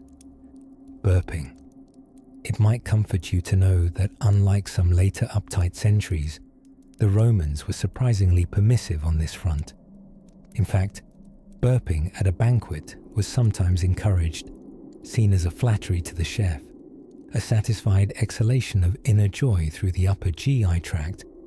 But, and this is the important bit, it had to be timed. A burp before the second course. Delightful. A burp during a toast. Scandalous. A burp while the host's wife was reciting a poem about the merits of olive oil. Catastrophic. You see, Romans adored structure even in spontaneity. Etiquette was not so much about morality as it was about choreography. You could get utterly sloshed on mulled wine as long as you didn't do it too quickly. You could arrive late to dinner as long as you brought gossip. You could vomit in the designated area as long as you did so with discretion and fully away from the mosaic floors. A dining faux pas wasn't just noticed, it could be recorded. Satirists like Juvenal dined on social missteps. Occasionally, wealthy hosts would even hire poets to be present at banquets, not to recite epics, No, to immortalize awkward hiccups in rhyme for later amusement. Nothing quite like being lyrically mocked for reaching too far across the table for a honey-dipped fig. And finally, perhaps the most bewildering etiquette demand involved the pannies, the bread. It was considered low class to bite into it directly. One must break the bread, then offer it around. To chomp unbroken into a loaf was a signal that you hadn't quite grasped the grace of togetherness that bread was meant to symbolize. Bread was not a snack. It was a philosophical object, gently fragmented like Stoic thought. So, in the candlelit murmur of a Roman dining room, one had to know: who straps your sandals? Who receives your burp? And how gentle is your bread breaking? For now, feel free to recline, right side up if you must. The fire crackles in the distance, imaginary though it may be, and somewhere beyond the atrium, a scribe is preparing to ink yet another rule into scroll work. We'll follow him gently as he tiptoes into the next oddity of Roman manners. As the Roman sun dipped once again behind terracotta rooftops and creaky aqueducts stretched their marble backs like sleepy cats, one could almost hear the faint whispering of 1,000 scrolls reminding you. In Rome, it wasn't just what you did, it was how you did it. A society obsessed with order, hierarchy, and absolutely outlandish etiquette, where even the act of sneezing could slip into the realm of moral offense. Yes, sneezing. In polite Roman company, one simply could not erupt like Mount Vesuvius in the middle of a feast without invoking either divine acknowledgement or social exile. A sneeze was considered a sort of unsolicited omen, and if you failed to excuse yourself properly, or have someone mutter a protective phrase like salve, you could find yourself navigating a very frosty silence. Not exactly et tu, brute, but still a cold betrayal of manners. But truly, nothing compares to the ridiculous etiquette around dining in the Roman world.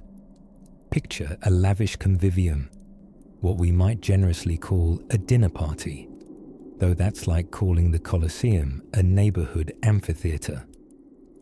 These were decadent, multi-hour affairs, where reclining on couches was mandatory and seating position carried more political weight than a senatorial election. Guests were assigned places based on importance. The highest-ranking guest, known as the honored guest, sat at the center couch on the left side, because obviously, that's the seat of power, when you're half lying down in a toga, elbow deep in olives and philosophy. This placement science came with rules more complex than a Caesar family tree. Arrive too early and you're desperate. Too late, disrespectful. Sit in the wrong spot, sacrilegious. And asking to swap seats with someone more interesting. Well, you may as well have stolen a senator's sandal and called it modern art. But the feasting rules didn't end there. The Roman dining code also insisted that no one gaze too directly at another guest while biting into food. Eye contact while chewing? Deeply rude. It was believed to be a display of dominance, much like baring one's teeth in the wild. If you wanted to be polite, you stared off at the wall tapestry or contemplated the mosaic beneath your sandals instead. Perhaps this explains why so many Roman villas had such intricate floor art, so guests could tactically avoid each other's meat-filled glares. Drinking wine came with a whole other scroll of behaviors, finely inked in judgment. Romans almost never drank wine straight. That was considered positively barbaric. No, true Roman etiquette called for mixing wine with water, sometimes even with honey, herbs, or seawater, depending on how refined or absolutely horrifying your palate ran. But here's the winking twist. The ratio of wine to water was a silent status signal. Too much wine. You were a hedonist who couldn't be trusted around family heirlooms, too much water. A prude, likely to fall asleep mid-toast. Tip the balance just right, however, and you might spend the evening being lauded for your sophistication, and possibly escorted home in a litter stuffed with cushions and praise. And woe betide the guest who misused a napkin. Not that Romans had napkins as we imagine today, of course. They used a cloth called a mappa, which you'd bring yourself, as in from home. Forgetting it would be like showing up to a modern dinner party without pants. Technically survivable, but emotionally scarring. The mappa was not just for dabbing one's mouth. It also doubled as a sort of doggy bag. At the end of the meal, guests were allowed, nay, encouraged, to sneak leftover delicacies into their napkin and take them home. Stealing dinner rolls. Delightful. Failing to bring your own mappa. Social calamity. Even applause after a good performance at dinner had its rules. Guests would snap their fingers or clap with the side of their hand against a closed fist. A kind of muffled approval, somewhere between polite appreciation and a one-handed standing ovation. Just loud enough to be heard, yet quiet enough not to upstage the host's peacocks. Because yes, it wasn't uncommon for Roman nobles to parade actual peacocks through their dining rooms just to impress guests. Presumably, the birds also had to learn not to make eye contact while chewing. And so, the Roman dinner table became more than a source of sustenance. It was a theatre of civility, where each grape was an audition and every bite a potential scandal. A ritual of reclining decorum, wine-tinged rivalry, and etiquette so layered, even Dionysus would have needed a flowchart. But as the oil lamps dim and the last garum-scented course is cleared away, we drift onward to a rather peculiar arena where silence wasn't just polite, it was legally mandated. Imagine being fined for singing too loudly in the bath, but more on that curious splash of absurdity just ahead. Imagine, if you will, a dinner party in ancient Rome. The oil lamps flicker, the wine flows freely, and the couches, yes, couches, are carefully arranged around a low table brimming with roasted dormice, figs, and things inexplicably jellied. But before you recline with your toga just so, bear in mind, Roman dinner parties were less about delight and more like navigating an obstacle course of etiquette. One misstep, and your social ranking could quietly plummet faster than a dropped amphora. You see, Roman banquets, or convivia, were formal, affairs coated in layers of status, custom, and occasionally fermented fish sauce. The host didn't just feed you, they judged you, slyly, delightfully, ruinously. And among the most perilous minefields? Reclining protocol. Yes, reclining. One did not merely plop down and lounge. Each couch or lectus had a pecking order. High-ranking guests took the primo spots. The middle seat of the highest couch was the Roman equivalent of sitting courtside at the Colosseum. Lower-ranking guests, say a poet who couldn't quite pay his bread bill, got shuffled off to the lowest couch with the awkward angle and the draft. Now here things begin to shimmer with twisted elegance. If you, say, had the audacity to recline before the host did, or, Jupiter forbid, before the guest of honor, you might commit what was charmingly referred to as a reclining scandal. Not fatal, of course, just horribly embarrassing. Your name-dropping rights at the forum might be subtly revoked. People might start pretending not to see you next market day. Tragic stuff. And if you think showing up late could rescue you from the whole theatrical reclining routine, think again. Late arrivals were often expected to perform a kind of apologetic display. Less grand entrance, more sheepish shuffle, toga slightly askew, hoping nobody noticed that you'd worn your dining sandals on the wrong feet. But suppose you survived the Roman dinner seating gauntlet. Congratulations. Now came another deeply strange Roman rule, the bread flake ban.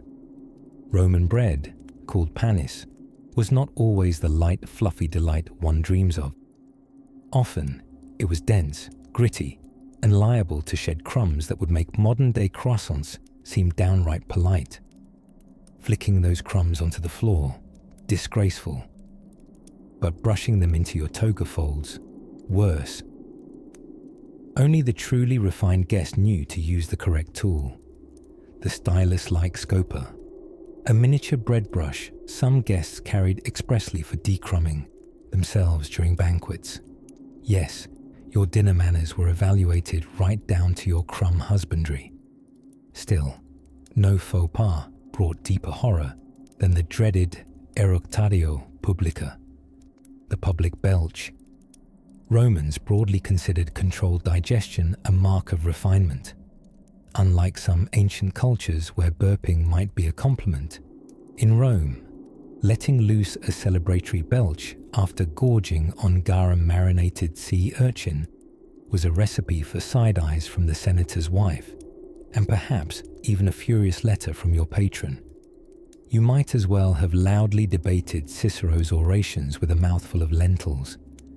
Now, one might ask, what if I, a modern time traveller in Roman sandals, feel overwhelmed by this jungle of dining do's and don'ts? Is there a polite way to excuse myself? Ah, yes. But even this had its peculiar rules. You couldn't just hop off your banquet couch, claim you forgot to turn off your sundial, and scuttle away.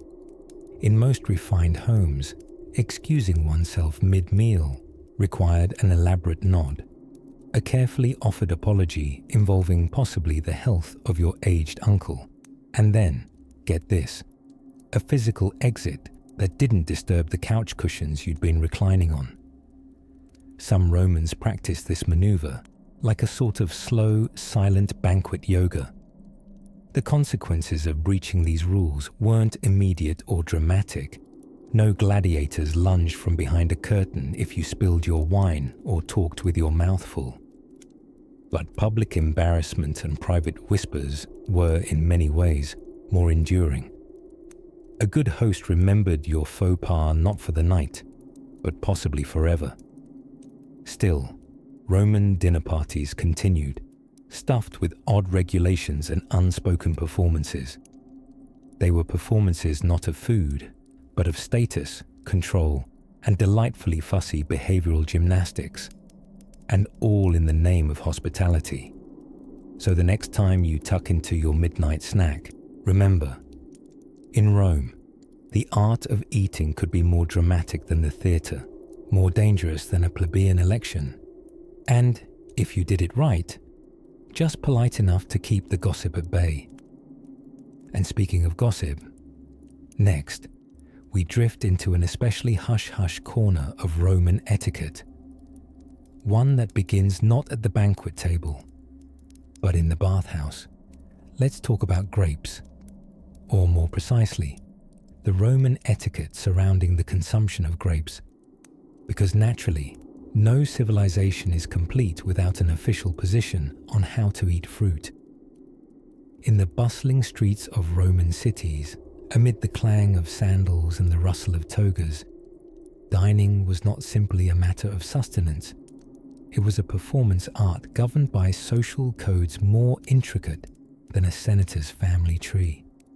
And when it came to grapes, the Romans believed your fingers were not to be trusted. Yes, dear dreamer, Romans of high society would never deign to pluck grapes directly from the cluster with their bare hands. That, apparently, was the act of a barbarian, or worse, a plebeian with wet hands.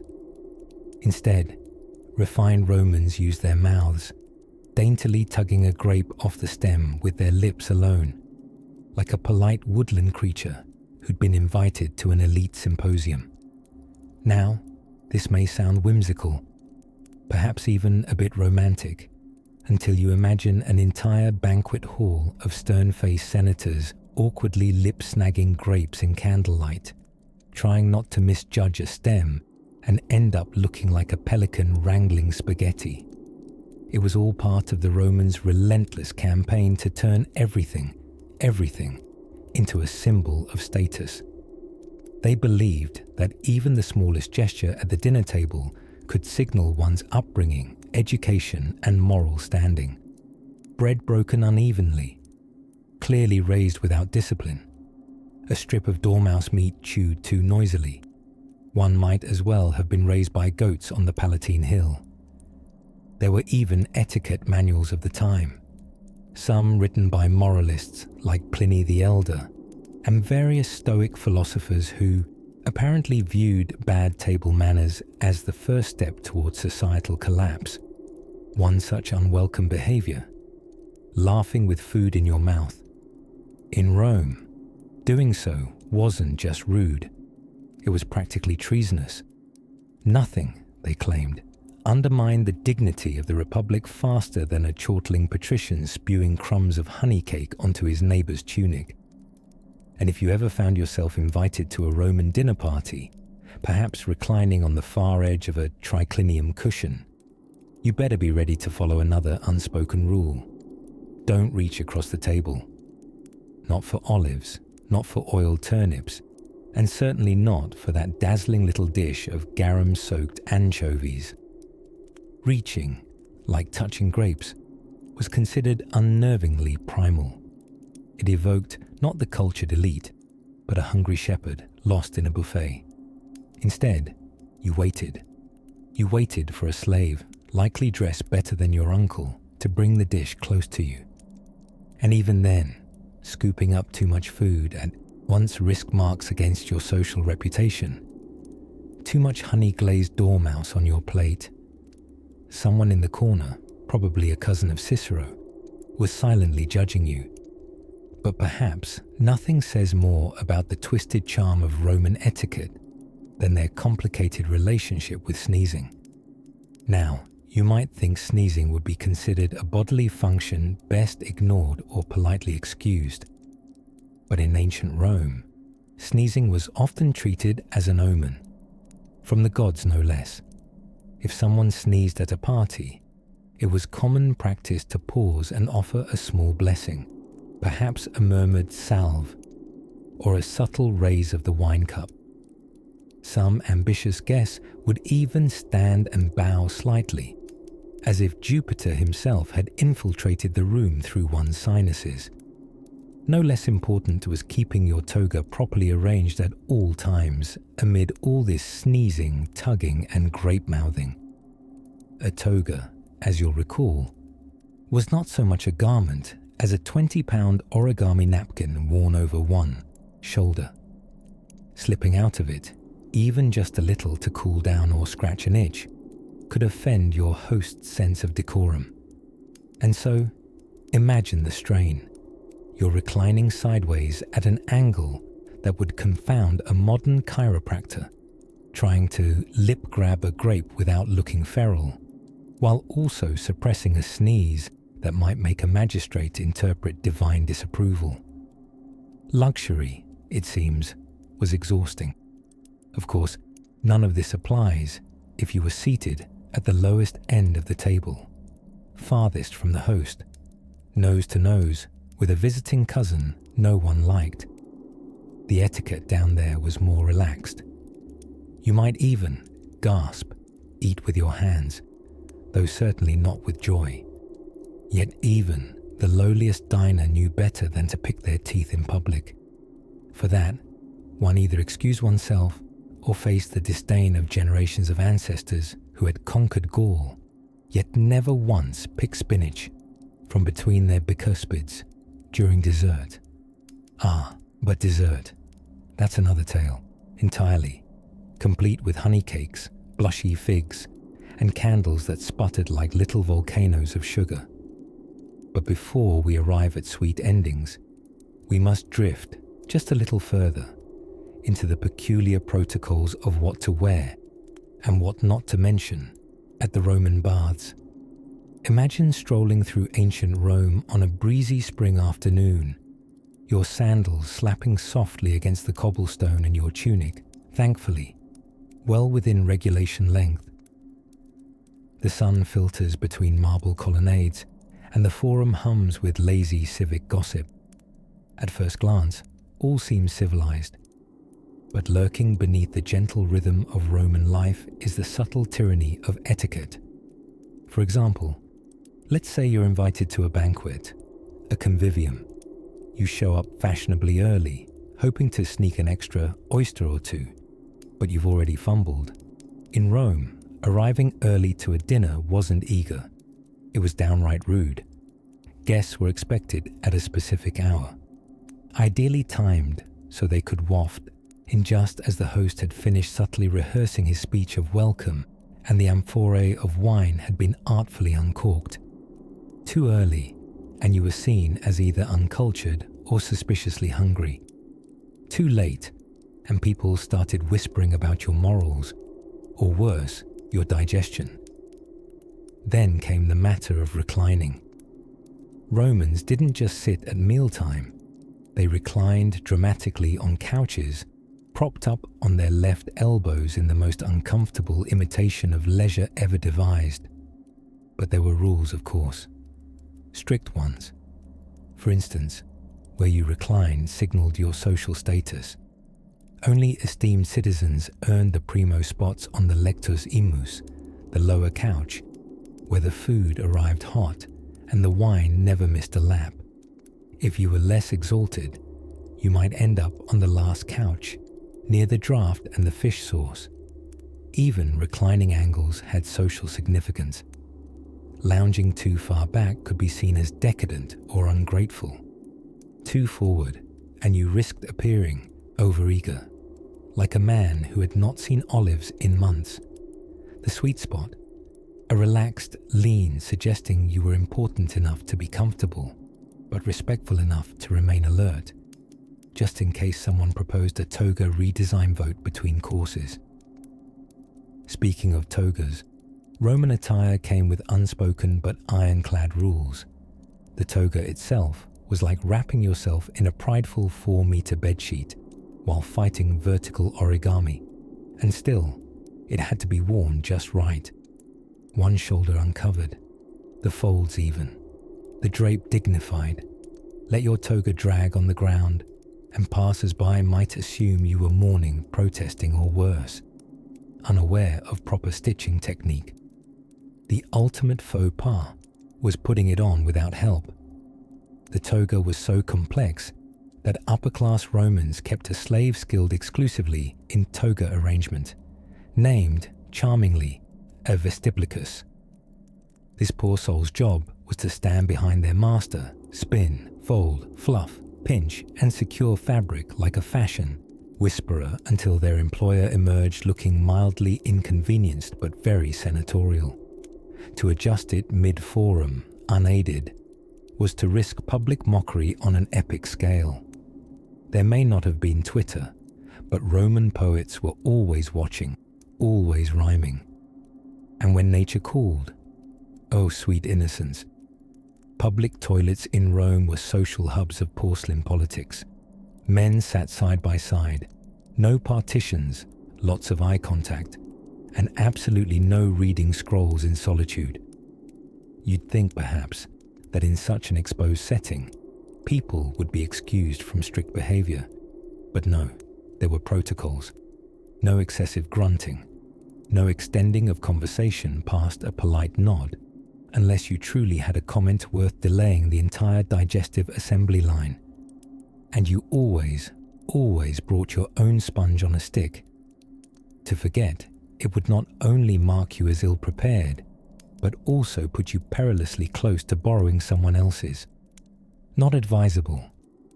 Of course, the Romans couldn't resist assigning virtue to table manners, even for how you held your cup. Using both hands to lift your goblet, acceptable only if you were overcome with emotion or wine heavier than a small sun. Holding it with one pinky extended. That was arch-Greek behavior, a little suspect, especially in a city where Greek sophistication was still seen as charmingly decadent, like owning too many imported peacocks. One man, a certain Petronius, made waves in Nero's Rome by allegedly sipping his wine with choreographed flicks of the wrist, claiming it helped him aerate the vintage. Naturally, his manners were debated in hushed tones for weeks and ultimately immortalized in satirical poetry, because Romans took their table gossip with the same seriousness they applied to war, taxes, and naming children after vegetables. As the marble city begins to glow in the syrupy twilight and the senators shuffle their sandals home, one can't help but wonder, in a world of gladiators and imperial ambition, it was still a crooked toga, a mistimed recline, or a skipped sponge that could cost you your dignity. And yet, there were still more rules, tucked between the folds of Roman life like olives between roast dormice. One such rule had nothing to do with food or fabric, but everything to do with how you sneezed. If you've ever been chastised for poor table manners, consider yourself lucky not to have dined in ancient Rome, where setting down your elbow in the wrong place could land you more than a scowl from grandma. It might have ended your social career entirely. Yes, Romans took etiquette almost as seriously as they took conquering Gaul. By now, your eyes may be growing as heavy as a Roman senator's wine goblet after a leisurely banquet. But resist the urge to drift off just yet, because tonight, under the flickering lamplight of memory, we're delving into the high-stakes world of Roman dinner parties, elaborate greeting rituals, and why wearing too much perfume might get you labeled a barbarian, or worse, nouveau riche. Imagine this. It's the 1st century CE, and you've been invited to a cena, the dinner party of a moderately wealthy Roman fellow named Lucius. You've polished your sandals, you've brought a token gift, maybe an amphora of decent Pompeian wine, and you're feeling quite triumphant in your freshly laundered tunic. But beware, one misstep, and you'll be remembered as that guest, not because you insulted someone, but because you reached for the dormouse platter too soon. Roman dining etiquette was a finely tuned performance, almost balletic in its precision. First, there was the matter of reclining. Sitting upright while eating, especially at a formal dinner, marked you as either too poor to afford a proper couch or too rustic to know better. But reclining incorrectly, say with too much enthusiasm, could make your host wonder if you'd been raised among Etruscan goats. Placement, too, was political. The most important guest, the honoured convivator, was placed farthest from the door. Less esteemed attendees sat closer to the entrance, partly for convenience, partly to remind them of their place in the Roman social pecking order. The closer you sat to the kitchen smells, the farther you were from influence. Once reclining was mastered, food arrived in courses that were more symbolic than sustenance-driven. A small egg to start, ab ovo, was a literal representation of beginnings. Yes, the Romans were the inventors of both multi-course meals and dinner metaphors. Now, one might think that with all the reclining and symbolism, you'd be safe once the eating began. Ah, no. One was expected to gesture delicately with the right hand only. The left hand? Considered too intimate for polite company. Wipe your mouth with your toga's sleeve, and nobody would say anything to your face. But your name would be whispered for weeks at the forum baths, right alongside tales of that one senator who used his knife to point at salad. Grooming was another arena fraught with unspoken rules. Wear no perfume at all, and you risked being labelled uncouth. But overdo it, and you reeked of desperation in a society that prized balance above all. Roman satirist marshals skewered one guest who arrived at dinner smelling like the entire shops of Arabia. Ouch. Subtle citrus? Acceptable. Full perfume cloud? Laughable. Don't even think about belching. Unlike some other ancient cultures where a hearty burp was a grateful sign to the cook, Romans were far more restrained. There's no firm law against such gaseous expressions, of course, but a discreet silence remained the Roman ideal. You might get away with a mild hiccup, accompanied by an apologetic nod, but woe to the guest who let out a triumphant belch after the honey-glazed peacock. But perhaps the most surprising Roman faux pas, bringing your own napkin. Yes, it was common, even expected, for guests to arrive with a mappa, a personal cloth used for wiping hands or slyly pocketing leftovers. But overdo the hoarding, and you'd be judged as greedy. One gentleman, it was said, was once whisper-shamed for taking home more sausages than he brought favours. Roman gossip was relentless. And yet, in all this, there's something oddly endearing about Roman etiquette. Beneath its stiff formality lay an earnest desire to live well and appear civilized, a priority that feels charmingly familiar, even 2 millennia later. After all, modern dinner parties still wrestle with who brings what, who sits where, and when it's appropriate to ask if that's oat milk or just a cruel joke. As you settle deeper into the linens of your imagination, spare a thought for Lucius, nervously brushing crumbs from his toga and whispering sweet nothings to his fig-stuffed dormice. Dinner is winding down. The wine has gone from robust to questionable. Soon, someone will sing. Someone else will pass out. All in good form. Drift softly now, dear listener, toward the closing arches of this oddly mannered empire. One final custom awaits, perhaps the strangest of them all. And so, as sleepy Rome stretches its marble limbs under the weight of millennia, and the last cicada winds down its performance in the olive trees, we arrive at the final, faintly ridiculous etiquette law that once fluttered its toga through the streets of the ancient city, like a pigeon in dignified distress. This one's about napkins. Yes, napkins. Specifically, the curious Roman custom of bringing your own napkin, called a mappa, to a dinner party. Now, to the modern ear, this might seem almost charmingly eco-conscious. Bring your own mappa night, maybe with a little monogram embroidered if you were especially classy.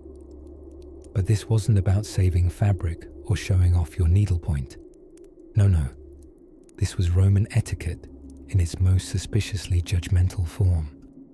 You see, in the Roman dining scene, especially during Teni, those vivid, languid dinner banquets with too many courses, too much wine, and far too many roasted dormice, the napkin served a dual purpose. First, obviously, it was meant to dab your mouth delicately so as not to appear beastly between courses of stuffed peacock.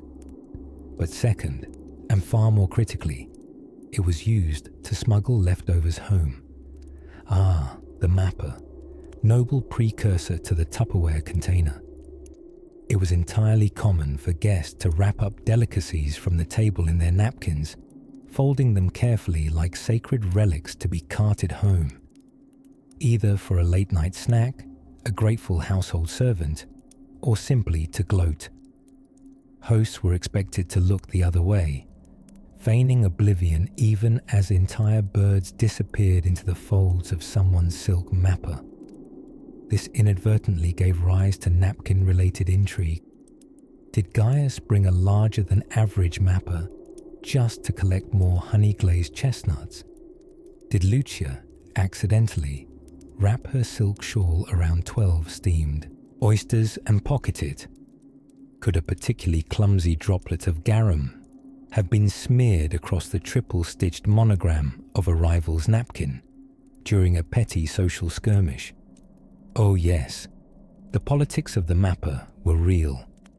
There were even recorded cases of napkin theft, guests bringing less expensive replacements to swap out for a finer mapper, left unattended by a distracted noble. One poet, Marshall, was particularly obsessed with this. He lamented, with a wearied tone familiar to anyone who's ever hosted a chaotic Friendsgiving, that his guests not only stole the napkins, but the silverware too. Then, as now, some people just really can't be trusted with salad forks.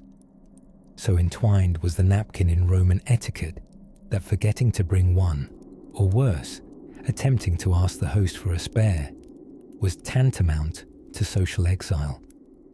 You'd basically marked yourself as an uncouth barbarian, fresh from the provinces, probably the sort of person who drank wine without diluting it, or called their mother by her first name. Scandalous. But the story doesn't quite end there, because in times of imperial grandeur, when emperors like Elagabalus or Commodus were inventing new ways to outweird the Senate, you could also score napkins embroidered with imperial likenesses or slogans. Souvenir mappe, if you will. Some of these ended up being essentially propaganda you could wipe your mouth on, leaving behind not just crumbs, but a deep philosophical question. Is it rude to dab tomato sauce off your chin using the emperor's face? Historians remain divided, and so we settle gently into the fluffy folds of time, having dined and wined with ghosts that once hovered over tricliniums too wide for comfort. We've learned much, how wearing the wrong tunic, misusing a public bath, or even sneezing in overly dramatic fashion could send one's reputation tumbling like a drunk senator down the Capitoline steps.